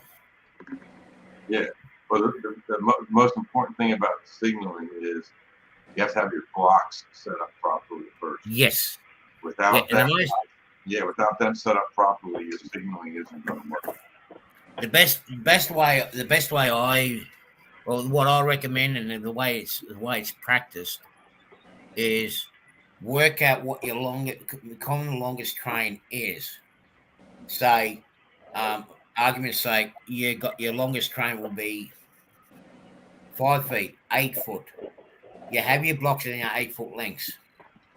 So that way, the back of the train is protected. If it's 8 foot, make it 9 foot. It gives you that 12-inch space from behind it. Will it stop the train automatically? No, it won't. You still got to visually keep an eye up on the signal. That's on this one. I believe the JMRI program will stop you. Oh, on it the red- does. It does. I've run 2 trains on the same track, and Yeah. automatically. And if the train is sitting there, the signal will go yellow if it's ahead, and then if it's near the same block, it'll go red, and then the train stops Yeah. at a red signal until it goes to yellow and then green. With the program that I'm using, I can still have these working automatically, but the program itself has got its own signaling system within it. And if it sees a red signal in the system, the train will actually stop. Right. So if I put these signals where these blocks are, if it's a red signal, the train will still stop automatically. It won't allow it. And my program allows it will actually watch 2, 3, 4 blocks ahead before it gives you the line. Right. Yeah, well, JMRI does that too. It plots out ahead on your panel, shows you that where your train's going to be going in the future. Plumber. Yeah. Hi, Plumber. G'day, Plumber. Gentlemen, let's bring up John Arthur and say hello to Hey, John John. Arthur. Hey guys, can y'all hear me? And John, welcome to Crab Crew Wednesday. So, tell us about yourself, please. Crab Yeah. Crew would be good. Can you guys hear me? First of all, Yes. Okay, Yeah. I'm on a cell phone without my earbuds. I usually would have earbuds, but yeah, we thanks can for hear having me you. on. I'm just standing in my garage in front of the layout. Some of y'all would have seen the predecessor to this was actually in the room right upstairs. That had to turn into a guest room again, and so I've been moved to the garage. But the trade-off is I've got a lot more space out here, so I'm kind of rebuilding, incorporating some of the pieces of the old layout, and kind of rebuilding. I'm nowhere near as electronically inclined as Artie or Thomas, so I didn't know if this was an electronics theme show. I probably don't have a ton to add, but Daryl, you'd mentioned, if you had something you wanted to share, jump on in the basement. So I can change gears if that's cool for a second. Yeah, no, you can change gears. Absolutely. Okay. That's what we're all here for. Cool. No, so, I could go ahead, John. As a matter of fact, if you want to, I can actually bring you up solo. Sure. I can actually bring you up solo. So let's guys, let's just bring up John solo. Another poor bugger that's got kicked out of the house. There you go. Right. So you're solo. So this is what I've been working on. This is a downtown deco kit. Oh, sweet. This is it's basically just 5 panels. It's one of the flats, and I've just got everything's backwards, and I'm showing it there. It's just got a paint stirrer as like a bracing, and everything's epoxied together because it's just hydrocal. And I kind of wanted to talk about the kit a little bit because all that detail, I haven't put any of the detail parts on here yet. That is just the casting. And these are really cool kits, and I would recommend anybody interested in some cool brickwork in their background to grab one of these. So all I've done is paint it. I haven't put any of the detail parts on here yet. Oh, wow. But I'm just following his instructions, not doing anything really fancy. And man, I really like, I've never done a plaster kit before, but I really like how these things take paint, especially the brickwork. Yeah, the detail on that. So cool. Yeah, the detail is ridiculous.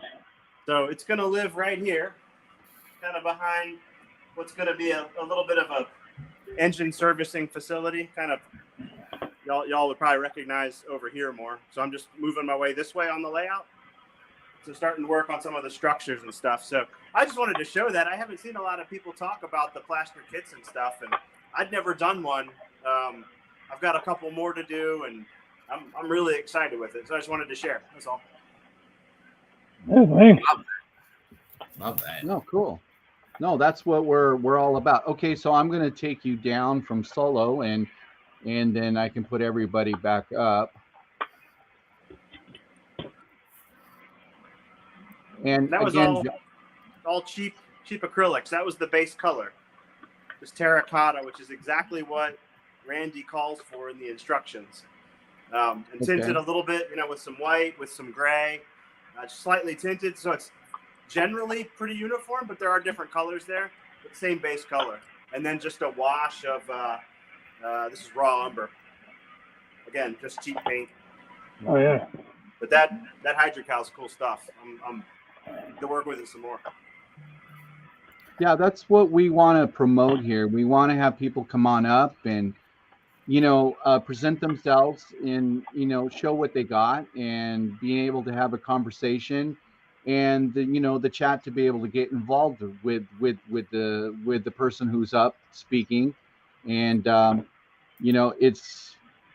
we welcome this to anybody who wants to come up. So we appreciate you coming up, John. I know you and I had a conversation off camera, and I was hoping one of these days you would come up because I did and have been following you when you were in your bedroom. I believe it was your bedroom, a bedroom. It was the bedroom above the garage I'm now in. Yeah. And then I noticed you went down through the garage, and the only reason why I know that is because I saw the garage door. Because since I'm in a garage, so Yeah. But the only thing with my garage is I leave my door wide open all day long because my dogs like to go in and out. So, that's the only problem. My garage gets super, super dusty. Yeah. So that's the only problem with garages. And like you were saying, hence summertime, you put a air conditioning unit in it because otherwise it's just unbearable. Where are you exactly in the States? I am in Richmond, Virginia. Oh, okay. Yeah. All right. So, summer days, most of the summer days are 90 plus, both temperature and humidity. So it's a swamp for 3 months out there. And there's no way I could be out here with all the humidity. The backdrop would be falling apart. The layout would be a mess.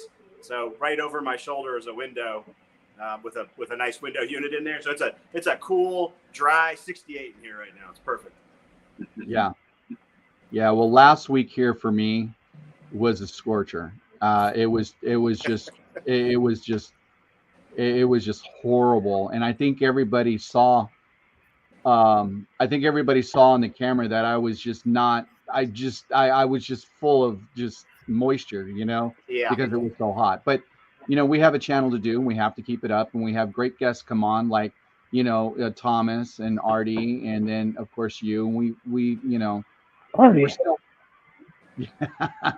everybody You got to knows get Artie. your window unit going, Daryl. Yeah, well, I I was at work. Yeah, gotta no, bring that like home, I said, I got to get it from my work, but I think summertime is just about done here. Yeah. So, Yeah. I think I'm okay for right now. And also, even for my channel, I don't do any tutorials or anything like that. And I've had a few requests from people ask me, "Hey, Daryl, your canyon section, that looks beautiful. Maybe you can do a tutorial on something like that one night on your canyon area, how you did that, So I would like to be able to do tutorials as well. It's just, this is way too hot in my garage to do it right now. For So, sure. and that's the other thing that our channel is going to be about.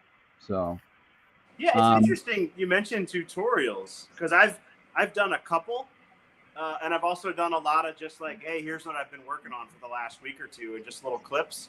And interestingly, like the tutorials, I mean, if you're searching views, at least on my channel, I don't get that. There's not that much interest in the tutorials. no, But the they're little not. like layout updates is where The layout update. Unless you're looking for something specific. for sure. Yeah.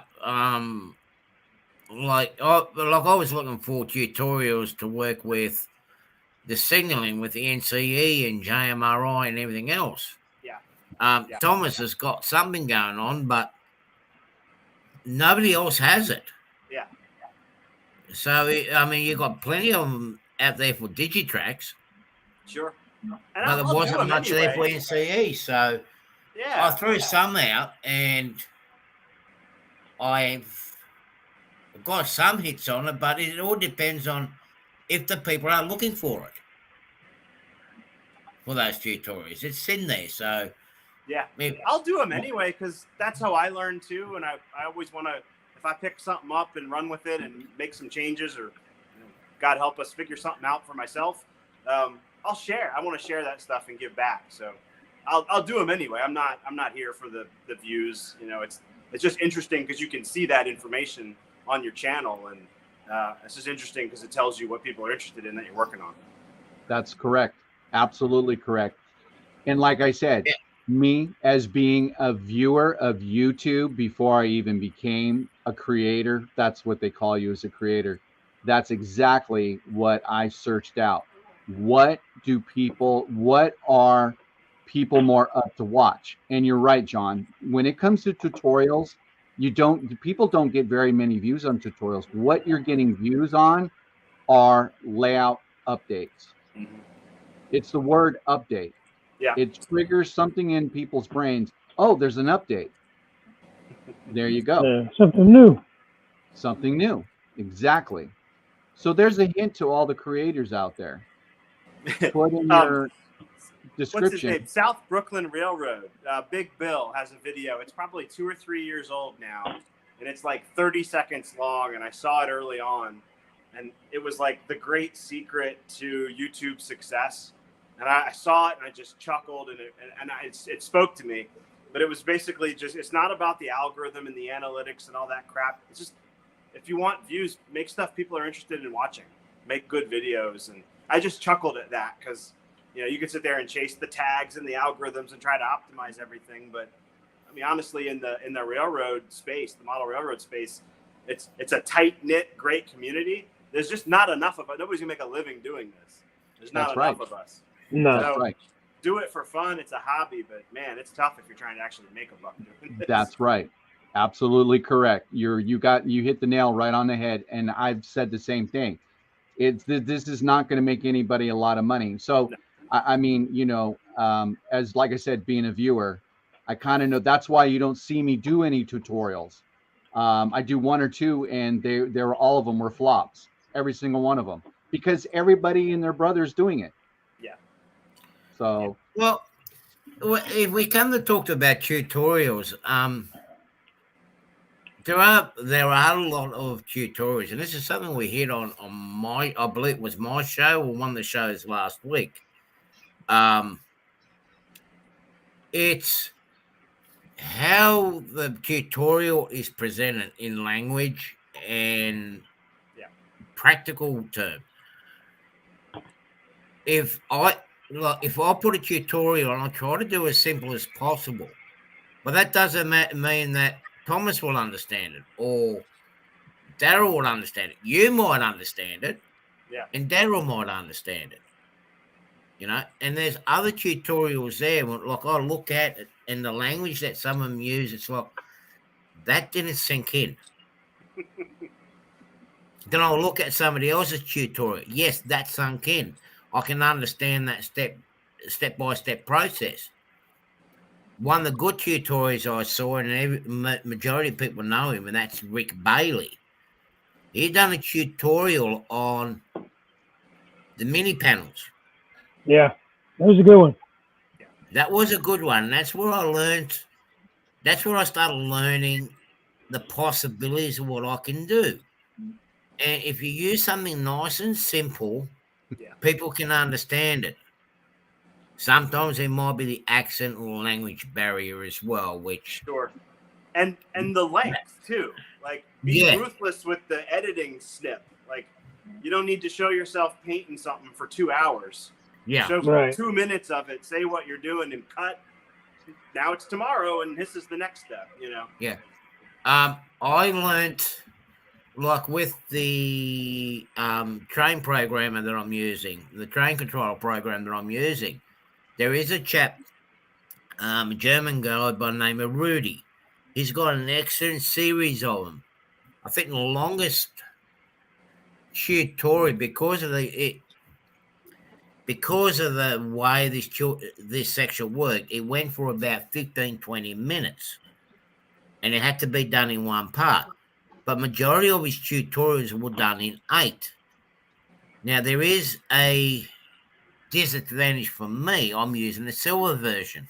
He's using a gold one, but the basics is still all the same. Yeah. Right. So it all depends on how it's. It goes to how it's presented. I don't want to see how you wire it up, even though I put some wiring up there for basics for people to understand what I'm doing.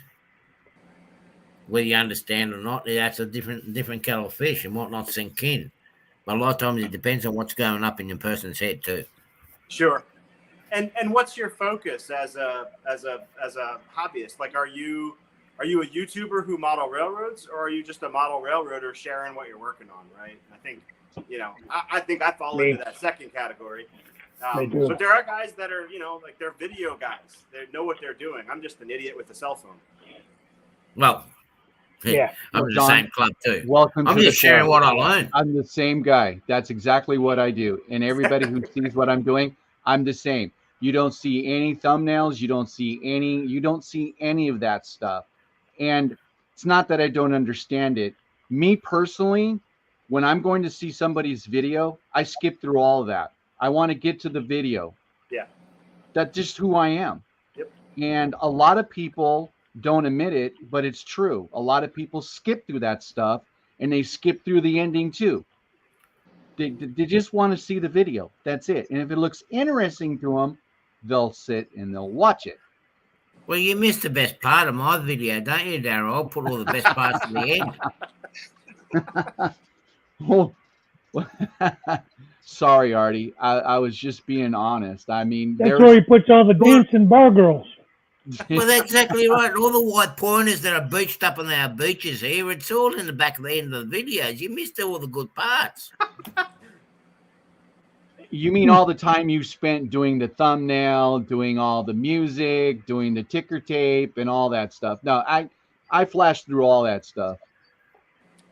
Yeah, I used to do I had an intro for a while.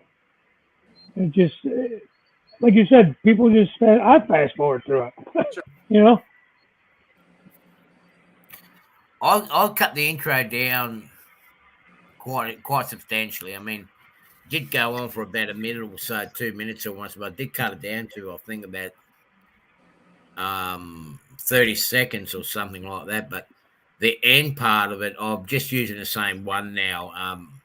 Since I noticed a lot of guys are not looking at the white pointers and the washed up bushes, and that's if they are bushes washed up on the beaches and that. But yeah. Hey, should I let this guy up? What do you guys think? Depends on who it is. I don't know. Depends on how ugly he is. Should we let GSB up here? I don't know. I don't know. Hey, Anthony, welcome. Hey, you guys. What's up, Anthony? What's going on? I just came on because you guys kept talking about videos. I just want to throw my 2 cents in, man. Well, let's hear what you got. Let's hear what you got to say. Huh? Let's hear what you got to say. I just skipped through I skipped through these long intros. Yeah. Don't even bother. And Well, my problem is that because of work and me wanting to do other stuff, if I see a video and it's like 20, more than 20 minutes long, I probably won't watch it. You see, unfortunately, unfortunately here in Australia, which a lot of people don't realise, like even though it's YouTube, we still got to fall in to the media guidelines.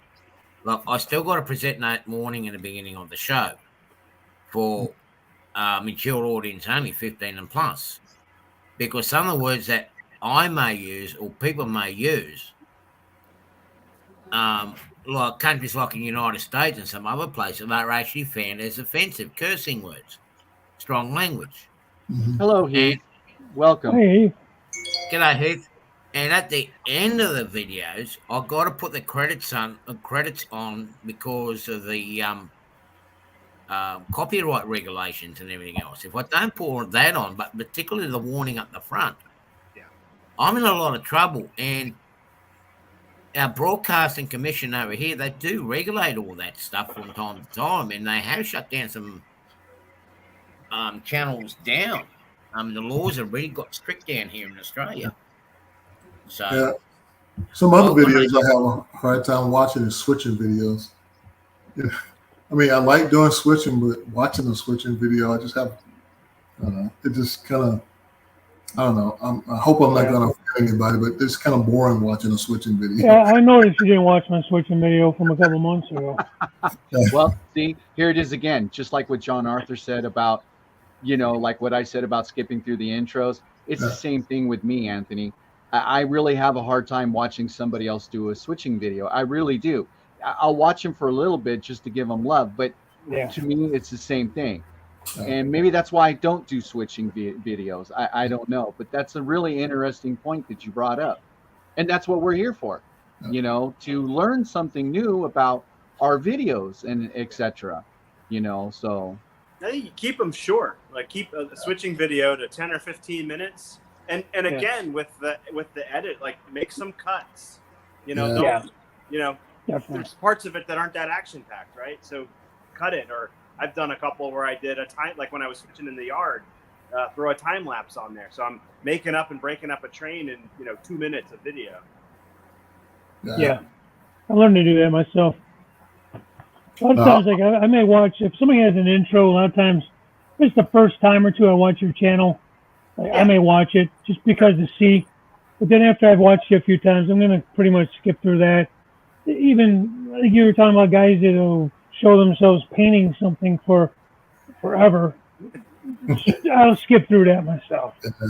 Now, if I'm trying to learn, like when you were doing some of your scenery and that, you do a good job of moving forward, John. But I'll watch every bit of that because I'm trying to see exactly what you're doing.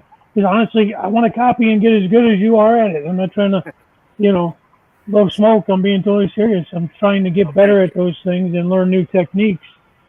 And someone like yourself and many others out there, I'll watch the whole thing to learn. Yeah. And it's more of an update for you. It's not so much a how-to. You're doing an update and showing how you're doing it kind of with the update, which is kind of nice. I like that style. Yeah. Yeah. I think someone mentioned when you see the word update, it triggers something. There's something new. You want to see what's new. What have you done different to your layout? What's new in your layout? And I have I can watch that for 15 minutes, or longer, Yeah. Just like you said, Anthony, I mean, if you see a video and it's 20, 30 minutes long, if it's somebody that I like to watch, I'll kind of give it a shot and maybe skip through here and there. You look at your analytics, it'll show you like the skip through rate and all that kind of stuff too. Most of my videos I've been making 8-9 minutes long at the most. And I look at the analytics and I still see people skipping through it. It's like, okay, I couldn't do it any shorter, But 7 minutes of your video, Anthony, is bloopers. So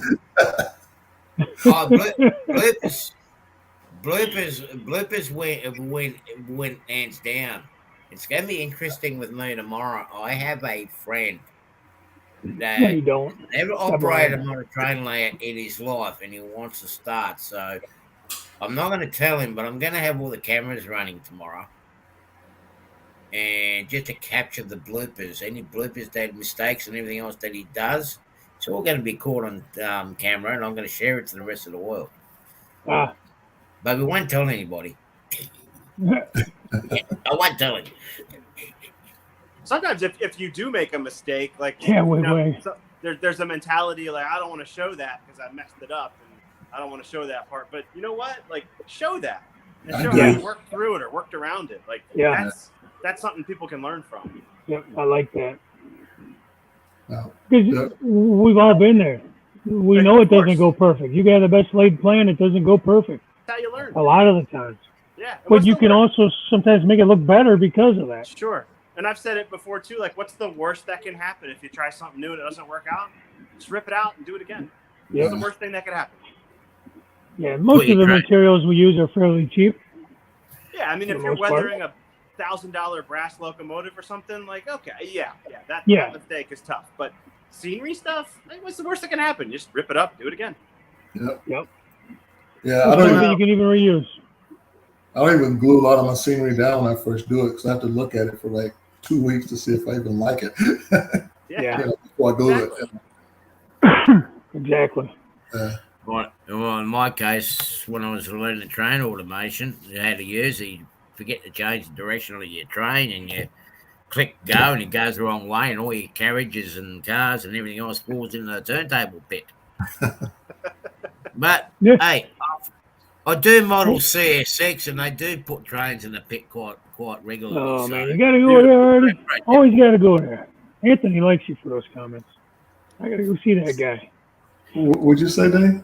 He's talking about wrecking CSX trains and it's prototypical. And said Anthony likes those comments. Yeah.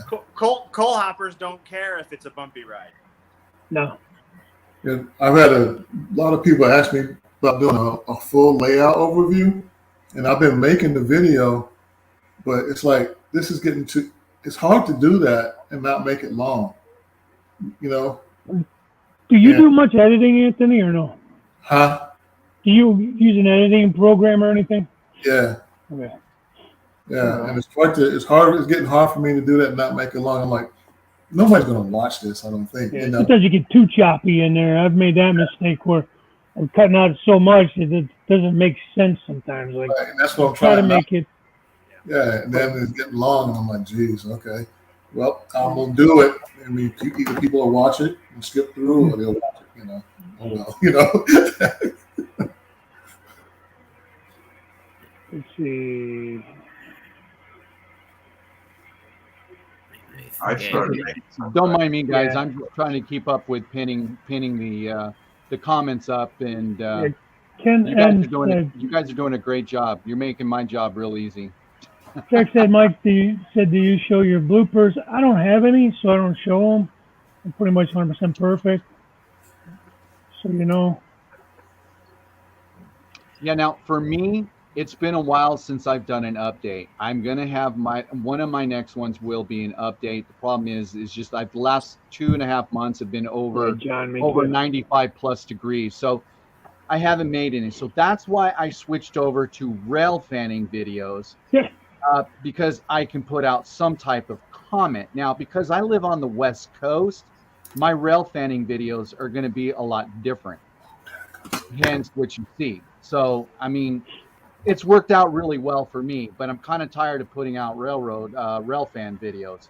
But I want to post more of my beautiful layout that I sit behind during my live streams, you know. So, my next one, hence, is going to be update, because that is the key word, like what Anthony said. It just, and John, the same thing. It just triggers something in your head. Hey, something new. Hey, it's an update. I'm going to check it out. So those are fairly easy to make. You just sort of film as you go. Yeah. You've been working all evening. Grab the camera, 2 minutes of footage or something about what you just did. Stop. Exactly. Keep working. Yeah, those are easy to make. Yeah. Those are very easy to make. And the key to most videos, guys, I can tell you, the key to most videos, keep them short. Yep. Because people's attention spans are very, very short. Particularly nowadays, the concentration span is just unbelievable. Look, should I watch the guy who's got an update, or should I watch the girl in a wife beater T-shirt mow the lawn? Depends on the girl. Yeah. I agree with Arthur. Depends on the girl. I mean, it's hard to pick which one you're going to watch. You know what I'm saying? I mean, you know, so I always try to keep my no heat, not 58 minutes. I find less than 20. Less than 20 seems to work well. Really? Yeah. I mean, like I said, guys, you know, people in chat, I'm a viewer. And we're all viewers of YouTube, no matter what shape or form. Yeah. I'm the kind of person who doesn't mind seeing a thumbnail, but I'm going to tell you right now, I skip right through it. Don't even care about the thumbnail. Does nothing for me. I skip right to the video. And if the presentation, what they're doing real quick is good, I'm going to stay the whole rest of the time and watch it. It's right off the bat. Yeah. So that's me. And sometimes it's good to throw out a little bit of variety every now and then as well. Otherwise, you just don't get too boring. Like at the moment, I've run out a lot of content that I had from the past, so I've got to make some new content for my Fun Day Fridays. And I try to keep that down to at least 3-4 minutes and just show particular parts. I think the last one that I did was from when I was up with Tweets in 2009. Now, oh my God, Heath, no. The one that I'm going to be doing this week is from when I went to Sydney. And Heath. going through past the Sydney markets and also going past through some passenger facilities where they service all the new passenger trains and the old one. It will fit in the 3-minute mark, but I hope. But look, my rail fanning here, it'll be boring. It's pretty much the same passenger trains all the time. You know, what do you want to see the same passenger train over and over and over again for the next 4 or 5 minutes or 20 minutes or an hour? It's like, yeah, okay. And all our freight trains generally now run at night, and I'm not getting out of bed in the middle of the night. Yeah, Derek, you can go into the analytics and it'll tell you. You can see it in analytics how much people skip through your videos. Yeah, Yeah, it does. I don't think it would tell you the person's name. It'll just tell you. Yeah, just tell you click through rate. So Derek, it doesn't tell me you skip through my videos. It just tells me tell you like the average view time of the video and all that stuff. Yeah. And the percent still watching through the video. I like that one. Yeah. It gives you an idea. Like, so I'll cut that on. I am pulling out. Hopefully next week I'm pulling out my round house, so I'm going to start modifying it and working in that corner, getting ready for the expansion above it. Excuse me. George from Florida Railroad Dog, he had a good point there. It says, in my opinion, I get more subs from shorts than regular videos. But if I remember correctly, you were warned not to put out so many shorts. I think Jerry put out a community post telling people, hey, stop doing so many shorts. So, and I think George's reply was, okay, Jerry, I'll go from 50 to 49 shorts a week. Well, somebody told Jerry not to go live every day. I mean, what is the difference if he puts out shorts or if he goes live? I mean, as far as putting out content, and that's shorts. Yeah, that's all I have time for is watch. I just want to see like a model train running, and I don't want to watch 3 minutes of it. I just want to watch it for less than a minute. Yeah. Because I don't have time to watch something run for 3 minutes, so 5 minutes. Who's in the panel here? Who all does shorts? I'll do some. Not a lot. I think once in a while I do. 2. Okay. Yeah, I've done 3 or 4, but that's it. So that's interesting, George, that you get most of your subs from and you know what? That's good that you know that, because that way you can keep producing shorts, because that's where you're getting most of your viewership. Doesn't that sound correct, panel?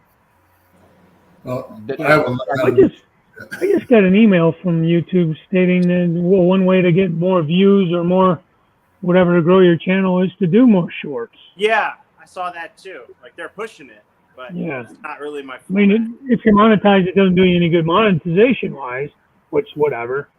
But you might grab in more subs and stuff. Off the rails, it again depends on the girl. Yeah.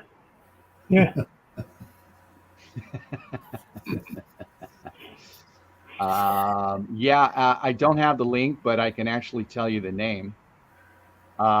Derek, I'm going to post what you said. Okay, the name of the channel is called The Naked Gardener. Oh, Naked Gardener. That's the channel. That's what I have to do. You have to go on White Peters and short. So if anybody wants to post their link up in the chat, go right ahead. I'd be more than happy. That's a real thing. That's amazing. Okay. Yeah, no, it actually is. Yeah. Well, depending on how short the shorts are, Nancy, you might get to see some of those. Well, okay. Here was the topic Dave and I were talking about one day. We were on the phone, and I told Dave, or I don't know if he told me. I said, hey, look, exactly point case to what John said. It is such a small community. That's why supporting each other here is very important. You just don't comment, you like, subscribe, and you comment and you watch a video or two. Dave and I, maybe at the same time, said, hey, there's our people out there mowing lawns for free, and they're posting up on YouTube and getting millions of views for doing free lawn And I'm one care. of the knuckleheads to sit there. Well, I just watched one today. He was mowing a cemetery. He was oh shit, what's the guy's name? He'll come to me eventually, but he was mowing some cemetery in North Carolina. Some old cemetery. He's cleaning it up. Hurricane Florence or something came through whenever that came through, and nobody ever cleaned up the cemetery. It's like old, like, Civil War type dates on it and stuff, you know. Yeah. It was cool, man. He had his wife and kid out there and some volunteers, and they're, you know, cleaning headstones and stuff. And I got sucked into that for like 2 hours. I'm like, Jesus, I need to get a life. Derek says that's funny. I was just kidding. No, you're not. You're actually watching our channel right now. Naked modeling. Steve. Hey, what do y'all think about premieres? I have my opinion about them, but I'm curious what y'all's read is on them. So, I don't know. To me, it's annoying. I don't know. I'll tell you. I don't even like getting. I don't even like getting notices for premieres. It's like just put the video up. That's how I feel. Yeah. Yeah. I will watch in the crowd here. I'll watch their premieres and I'll watch them fully. But for me, I don't like the premieres because there's no there is interaction, but it's not as good as live or what just Anthony just said. Well, I think it hurts you because like I'll see the thumbnail will show up in my feed. Oh, you know, there's a premiere tomorrow at noon. Well, by the time tomorrow at noon comes, that thing's buried. I didn't even watch the video because when I saw it and I wanted to watch it, I couldn't. And then when it's actually live, I never see it again. I think it's actually hurting people. That's just my read, but I'm not an expert. Yeah. And the hardest thing is, like, when you look at the premiere, with YouTube being a global thing, and we're a global community, whether we like it or not, you put a premiere on, and there are some people like myself, I'll miss out the premiere because of the time zone that you elected that you're going to post it on, because it's way too early in the morning. Or I could post it over here in the afternoon, but it's the reverse for my viewers in America, because I've got 98% of my 96 to 98% of my views in the United States. So it doesn't pay for me to do a premiere at 6 o'clock in the afternoon here. Yeah. Because like 2, 3 o'clock in the morning over there. Everyone's going to miss it. I've done a couple, and they went okay, but like John was saying, if you wait too long on the premiere, like if I'm going to do a premiere, I try to actually have that video coming out like that same evening or something. Like I'll say, at noon, 1 o'clock, and it's going to come out maybe at 6 or something, or even sooner, so it's not so far away. And they're okay, but a couple of times I was in there, people were just like, just go live, Dave, just go live, and not just live for that 5-minute video or whatever it was, and people just want you to go live and do a live stream. At least that's been my experience. Yeah, so, I don't know. In theory, being able to interact with the modeler or creator or whatever, like, sounds good on paper. I don't know. It's rare for me to be able to catch one, and like I said, it feeds it to you, and then but it's not. I can't watch it till tomorrow. Well, tomorrow I've moved on to something else and forgotten about it. You get the one that say notify me, like this video is coming up, notify me. I guess that's not too bad, the notifications, but sure. Here again, that'll come up and I'll be in the middle of something and can't watch it anyways. Exactly. Yeah, I'm consuming YouTube now. I'm scrolling through the feed, who's updated what, what's interesting to watch, and that looks like something I'd be interested in, but I can't watch it right now. Yeah. Okay, so like here's a really great question, and everybody's going to have. I'm going to put his comment up. Okay, if you have a great video, it doesn't matter if it's a premiere or not. Just make great content. Okay. I agree. Yeah, exactly. And I agree with that. Okay. Here's the question. What is great content? Who has the say so? Who has the Bible on what is good content? Can anybody answer that? Artie? Girls making out on the beach doesn't make good content. Who doesn't make good content? Girls making out on the beach doesn't make good content. Already tried it. I just got booted out. But really, honestly, who has the Bible on what makes great content? It's if you ask me, it's very broad and it's hard to answer. But you know it when you see it, don't you? But Yeah. you're correct. You know That's it right. when you see it. Right. That's why I'm subscribed to the Naked Gardener. I'm gonna have to look that up. Well, you got to get Heath's new channel, a Naked Modeler. I'm intrigued. No, I'm not Oh, intrigued with the Oh model. yeah, there you The go. lady Heath. one though. Oh, I got just way. There you go, Heath. There's your new thing right there. There's your new coffee mugs. Naked Heath. There is a guy that popped up on my algorithm, and he's making the comparisons between US and England in the UK with the schools and anything really.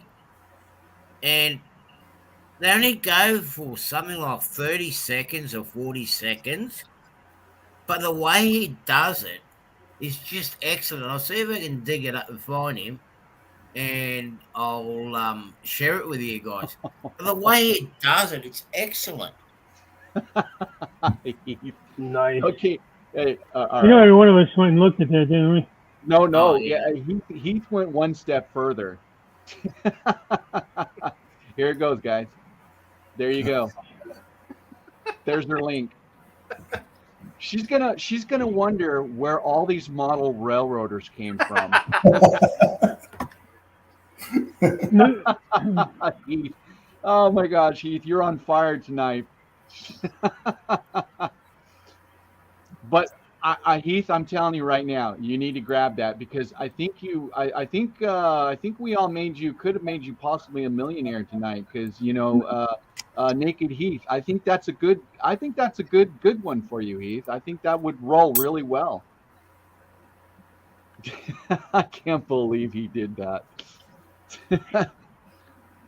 But really seriously, guys, what makes good content? I mean, and it's going to be different for everything. It's different for model railroading. It's different for rail fanning. It's different for everything. Who has the Bible on that? What is good? But just like John said, you know it when you see it. It depends on what tickles every person's fantasy. Really, that's what it comes down to. Just because you like Doctor Who doesn't mean I like Doctor Who. Sure. Who? Exactly, or Star Wars, or Battlestar Galactica, or whatever. Just because one person likes doesn't mean another person will like it. Yeah. It all depends on what the subject is too. Because if I see something that says Arduino, I'm not interested in Arduinos. I don't even bother to open it up. It all depends on the subject. I mean, it could be great stuff. Somebody's interested in it, but I'm just not interested in it, and so I don't watch it. Even though it could be good content on Arduinos, but right now it's just not where I'm at in the hobby, so I don't watch stuff like that. Yeah, just pull up the link for that British guy, and he's really hilarious. One thing I will kind of have to sort of disagree with Daryl on a little bit is I will sometimes my eye will get caught up with a thumbnail. Sometimes an interesting thumbnail will kind of pull me in to at least read what it says. Read the title more so than. And sometimes I'll click on it, sometimes I won't. But sometimes I think a good thumbnail helps. Yeah, but a lot of those thumbnails are fake and false too. Well, it's kind of a come along, yeah. Kind of like a come along ad to get you to click on it, but I'll be back in a minute, folks. But I agree and disagree. Yeah, no, and I'm not disagreeing. I'm just telling me personally, Mm-hmm. I only have so much time to sit down if I'm okay, I only have so much time. Let's just end it with that. I only have so much time to watch. So, you know, but who I'm watching is people in our group. You know, some do, some don't. I'm just telling you, I'm just me personally. This doesn't say anything else. I click through all that. Mhm. I just go away. It just, You and talking I get about to the video. the intro or the thumbnail? The thumbnail. Well, you can't help the thumbnail. The intro and the intro, I skip right through that. Yeah, I think we all agree with that. Yeah. But I Yeah. think the thumbnail, Yeah. to Dave's point, does draw me in, and sometimes I find new folks out in the community because a video had an awesome thumbnail. You click. That's right. That gets you in, and then if the video is good, you stick around. Kind of Yeah. as I'm watching it, in the first couple minutes of somebody I haven't watched before, I'll go look at their channel. Like, do they have other? Is this their only video? Is there a bunch of stuff here? What's the? Yeah. What are they talking about? And I'll sub right there and then. Right. Hello, Scott from Hillbilly Railroad. Welcome, my friend. Hey, Scott. Yeah, no, I'm sorry if I said that you should make. I don't think I said you should make thumbnails. I'm just me. It's just I only have so much time to do a video. I have so much time to watch. Sure. Yeah, and I do believe that thumbnails. I do believe thumbnails are what people should be doing. Absolutely, hands down.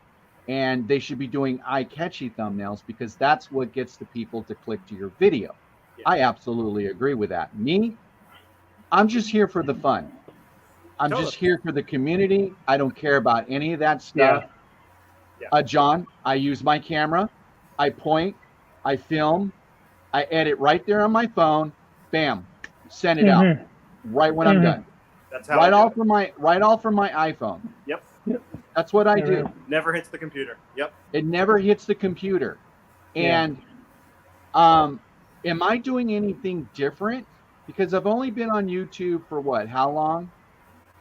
And my channel's grown. I can't tell you why.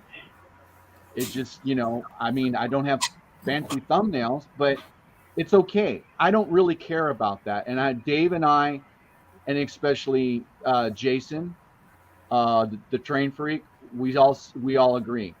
Remember, people, it is not your subscription that counts. It is not your subscription. Those are just numbers. It's who follows you. Like a live stream tonight. If my live stream, I put up my live stream and I only had 6 or 7 people show up, I do not have a following. You understand that, right? We all understand that, right?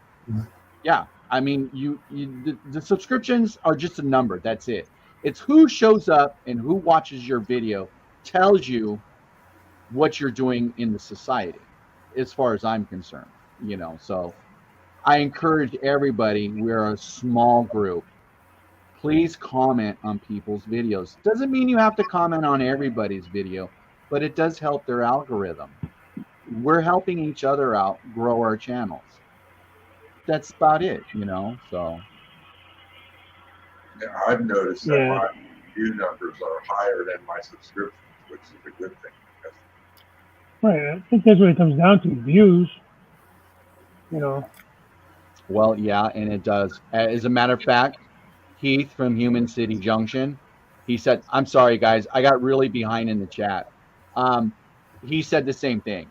He said that it's not your subscription rate, it's your views. Well, I do agree with that, but if one person in our group had a video that hit 1.2 million views, I mean, that's what their channel's going to hold, plus all their other views. You understand that, right? Well, I mean, there's Luke Tower. We just described Luke Tower. Right. Exactly. So, I mean, our railroad videos, our channels do not, our videos do not get the hits like the rail fanning videos. The rail fanning videos are way beyond us. You can search that out for yourself. I mean, they just blow the model railroaders out of the water when it comes to subscriptions and views. So, The only way you're gonna up it, excuse me. The only way we're gonna get more views if we put more drama and more More failures, stuff ups. Put a drama in there. People like to watch bad news. That's where everyone's getting the views. Why is he doing so good? Because people like seeing him stuff up. Why did people start coming to see me? Because people like seeing me getting in trouble with the renter cops. People love seeing drama.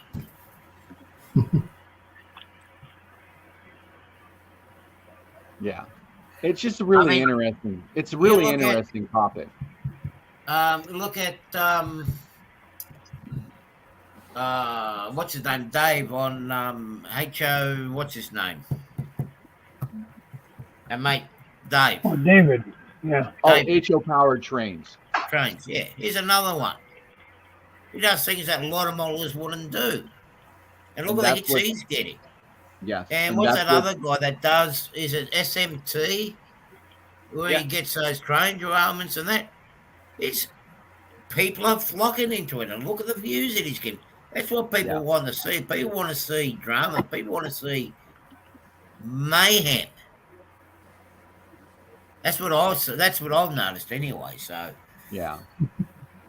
It's just, Why Go don't ahead. we just think about like what do you want to be? Do you want to be a model railroader with the camera, or do you want to be a content creator? I mean, I guess you can kind of be both, but if you want to make a living making content on YouTube, you need to go play video games or something. My kids watch those guys, and every video has 500,000 views, and it's like the guy's just playing a video game. Yep. yeah, Same. That's not what I want to do. I want to build my railroad and watch you guys build yours. That's why I'm here. yeah. exactly. And But- I like sharing my ideas. I like sharing my ideas. You can't deny every time they get up on Everybody Gets Up, everybody wants to help each other and sub and make their channel grow. Yeah. There's no denying that. We're never going to get away with that.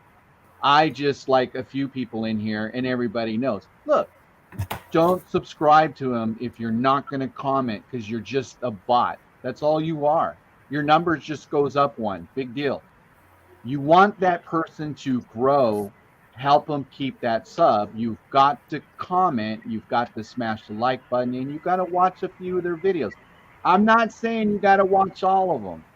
Just watch a few of them, And look, there's some people out there that put 3 or 4 videos out a day. Okay, that's kind of tough to watch, people.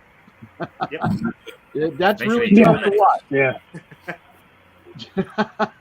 We're glad you're putting them out there, but that's just way too many videos. You know what I'm saying? So those are just words of, as I see as a content or somebody who's creating stuff, so. Let's see what he says here. What does he got to say? Modeling without train does significantly better than modeling with trains. Yes, it does. I mean, we're a niche community. It is what it is. There aren't that many of us. No, there's not. But wait a minute. There is. I can sit on a Saturday morning, guys, early in the morning, and I can open up YouTube and let YouTube run. I can tell you there's probably hundreds of channels out there that have got great model railroad channels, but they're less than 50 subscribers. Yeah. Less than 50. And I'm going to tell you one thing. Part of the reason is they're using their first name. I did in the beginning. I used Daryl Dayton. The minute I changed from Daryl Dayton to Derail Daryl, my channel completely drastically changed. When you pull up Derail, when you pull up Daryl, I'm sorry, John. I'm not saying anything. I'm just saying personally, there's a lot of these channels that could do better if they actually had a train name. You understand what I'm saying? That's sure. all I would say. I've heard that mine's hard to find too, but I don't really care. I'm an idiot with the camera. That's it. Well, John, welcome, because I'm an idiot with the camera too. And actually Samsung 21. That's what I shoot, edit with, and put out. Yeah. So. I'm on an iPhone. Daryl, you got false advertising, mate. I've got to report you. I'm still waiting for that derailment. Yeah, That's the it reason why I works too subscribed to good, you. I'm yeah. waiting for that derailment. I haven't Exactly. seen one yet. Exactly. False advertising. You're absolutely right, and I have gotten tagged on that. People are like, "Hey, derail. How come you don't have any derails?" And I should, but I haven't gotten that far. I'm just using summer as an excuse. But that's the same as that. A town, a little village, which is the outskirt or boundary between Wollongong and Sydney, and it's called Waterfall. I'm yet to find a waterfall there. But the place is called Waterfall. There's no waterfalls there. So Yeah, Yeah, and Hillbilly, when you do your live streams, I'm at work. You do your live streams mainly in the daytime.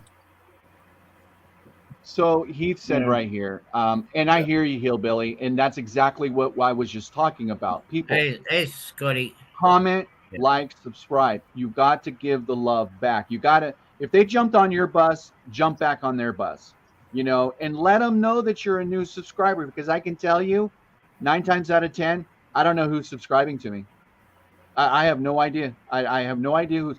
So as long as they tell me that they're a new subscriber, I will subscribe back.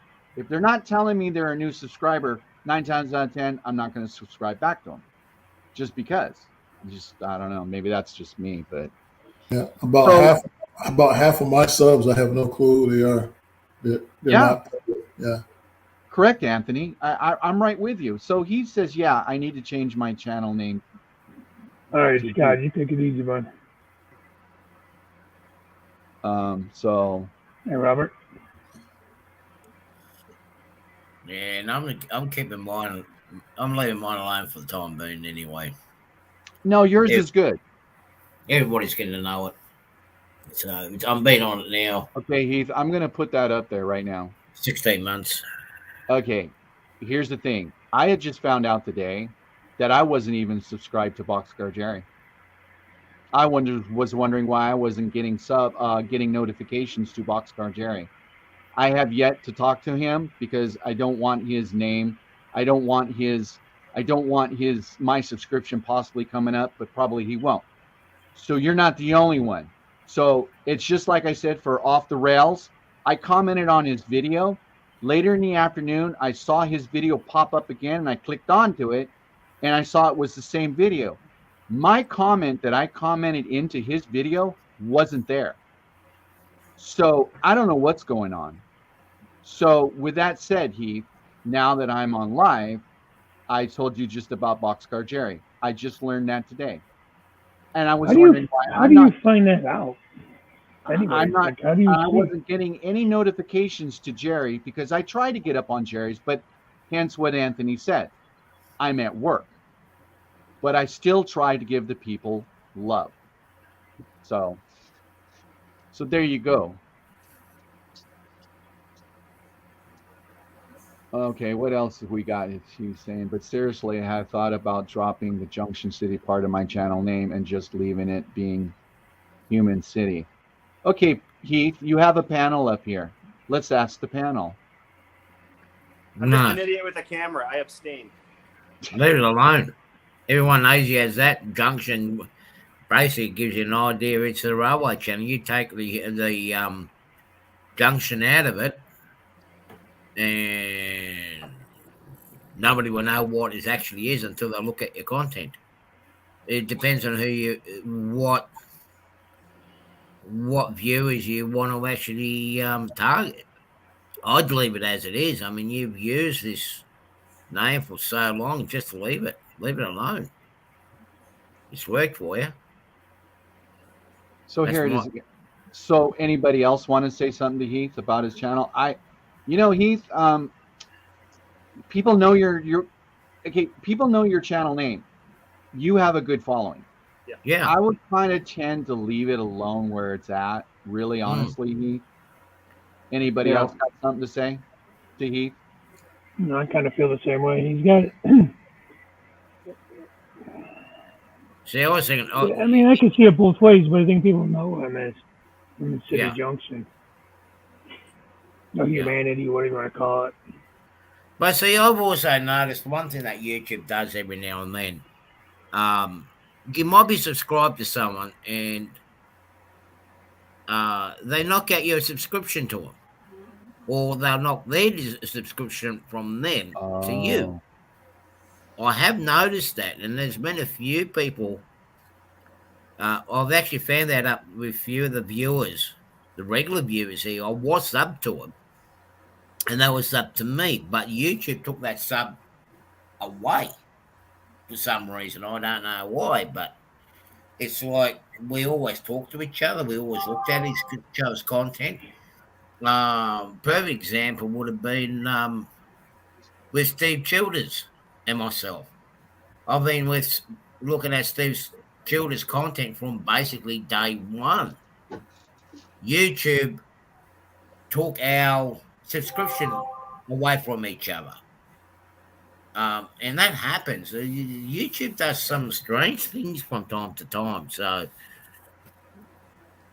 yeah, what else can I say to that? yeah. I think Heath. Welcome, PK. Welcome. Thank you for Yeah, coming welcome. on. Yeah. Too long, I Heath. think. Yeah, I think everybody's saying, Heath, leave it alone. I mean, if that's what you were actually serious about, I say the same thing, Heath. Leave it alone. Stop PK playing with and it. what the Otherwise, Western model works. Hello, hello, hello. the more you play with it, the more you'll lose it. Yeah. See, Yeah. mine was early on. Yeah. And I just decided, you know what? And again, here it is. I'm a viewer. So I was watching channels who have railroad names versus guys who just have their name. And I can just tell you, I saw the difference. So that's why I changed my name to Derail Daryl, because why? It's catchy. You pull up Derail Daryl, you're ain't going to find anybody else who has that name. You're going to pull up me right here. So, and it's worked out really good for me. Same with Georgia Sunbelt. I didn't want to use Yeah. my name. You know. Exactly. I've tried finding people that sometimes in the chat that has a name, and I just can't do it. I mean, I've looked Right. up. Well, that's why I try to put everybody as moderators in my channel, so it makes it easier for people to click on people's videos, so they, because you used to be able to do that in YouTube. I heard. I don't know because I wasn't a creator then, but from what I heard is you can go in the chat, click on somebody's channel, and you can sub to them right there. Yep, You can't do that no more. Yeah, you used to. So I think a lot of that came from all those spams and bots and everything else. I think that's where they take that option away unless you've actually created that moderator just to give you some sort of control on the people and your viewers. Give your viewers some protection. thank you, John Mystic. Thank you very much. I appreciate that. See, I didn't really think about YouTube when I made the name for this railroad. It just, with River and Eastern. Some people can't say it. I don't know. Maybe it gets confusing with other channels. Maybe we should just condense it to the CRNE or something like that. I don't know. Seems to work though. Works well Yeah. enough. I don't know how to change it without changing, because it's hooked to my main Google account, which is my Gmail, which is my name. I don't even know how to change it if I wanted to. Well, it's not that hard. You got it up in the options or whatnot. We can actually change your channel name, but your account still remains. Yeah, on couldn't your edit. I name. poked around in there and couldn't figure it out, and was just like, I just wanted to go back to working on what's behind me. But see, Yeah. where it gets complicated, which I found for people, if they use their name, you can use, say, John Brown as a name, for example, and you get millions of Browns popping up. So it's hard to find the particular person that you're after. I've got a separate YouTube account with my personal name. I'm lucky because my name isn't that common. But get someone else like David, George, John. Yeah. It's, it's a very common name. And when you type it down, try to find that person, Yeah. it's like, I can't find him. Is that the right one? Even, I don't know how many of you guys use Messenger. You're trying to find someone on Messenger. And it's like, hey, is that the right person I'm chatting to? Yeah. No, not. Now you Like, got that. She's not going to tell us what the other hobby is. The cliffhanger. Yeah, Nancy, what the heck? Yeah, Nancy. I have other interests too. We all do. well, I have other interests too, but I'm not allowed to put it on YouTube. Nancy, it doesn't. I thought you did. The girls down at the beach. Don't you have Nancy, Well, it nobody's doesn't. watching that. Nobody's watching that part of the video, so why should I put it on there? Hey, Nancy, it doesn't end with Gardner, does it? Oh no. I mean, I've got heaps of chick videos I can put up, but I know no one's going to watch the end of the video, so what's the use of putting all the chick videos on? Actually, I might put one on next week and I'll see what happens. If anyone watches the chicks, then I'll put more chicks in it. Oh, man. Well, listen, gang. We've been on for 3 hours. I believe we can still go on. If some of you still want to go on, that's fine. Hey, Sparky. I'm gonna get out of here. I'm getting Yeah, it's tired. getting on towards my bedtime. Yeah, it's past mine. I've got another. Well, what I've was got that? another 8 hours before my bed starts calling me. Sparky, I think I did, but let me check one more time. I believe I did, Sparky. No, yeah, he is a moderator. Because on my end it says remove moderator for him. So he is a moderator. I don't know why it hasn't come up yet, but he is a moderator. All right, gentlemen and ladies and gentlemen. Look, we've been on for 3 hours. It was a really good show, and I want to thank you everybody for coming up and supporting Chapter Wednesdays. This is exactly what we all imagined this would be. So, Anthony, thank you very much. John Arthur, thank you very much. Artie, thank you. Thomas, it's always a pleasure. Dave, thank you very much. And your host. We're going to call tonight, folks. I want to thank the chat very, very much for being here tonight. It was a very, very good, very, very informative night. And Heath, I'm going to tell you, leave your name alone. Yeah. Definitely. It's fine. Leave it alone. So, but I do like Naked Heath. I really do, Heath. Naked Heath? Hey, nobody likes Naked Heath. No. I think that would be a good seller. Artie, no junk. Okay, everybody. I'm going to say good night. All right. And Good night, y'all. Good night, guys. Good night, everyone. Anybody in the chat who wants to stick around for a few minutes, hold on. I'm going to end the broadcast. Good night, guys. See you on the weekend.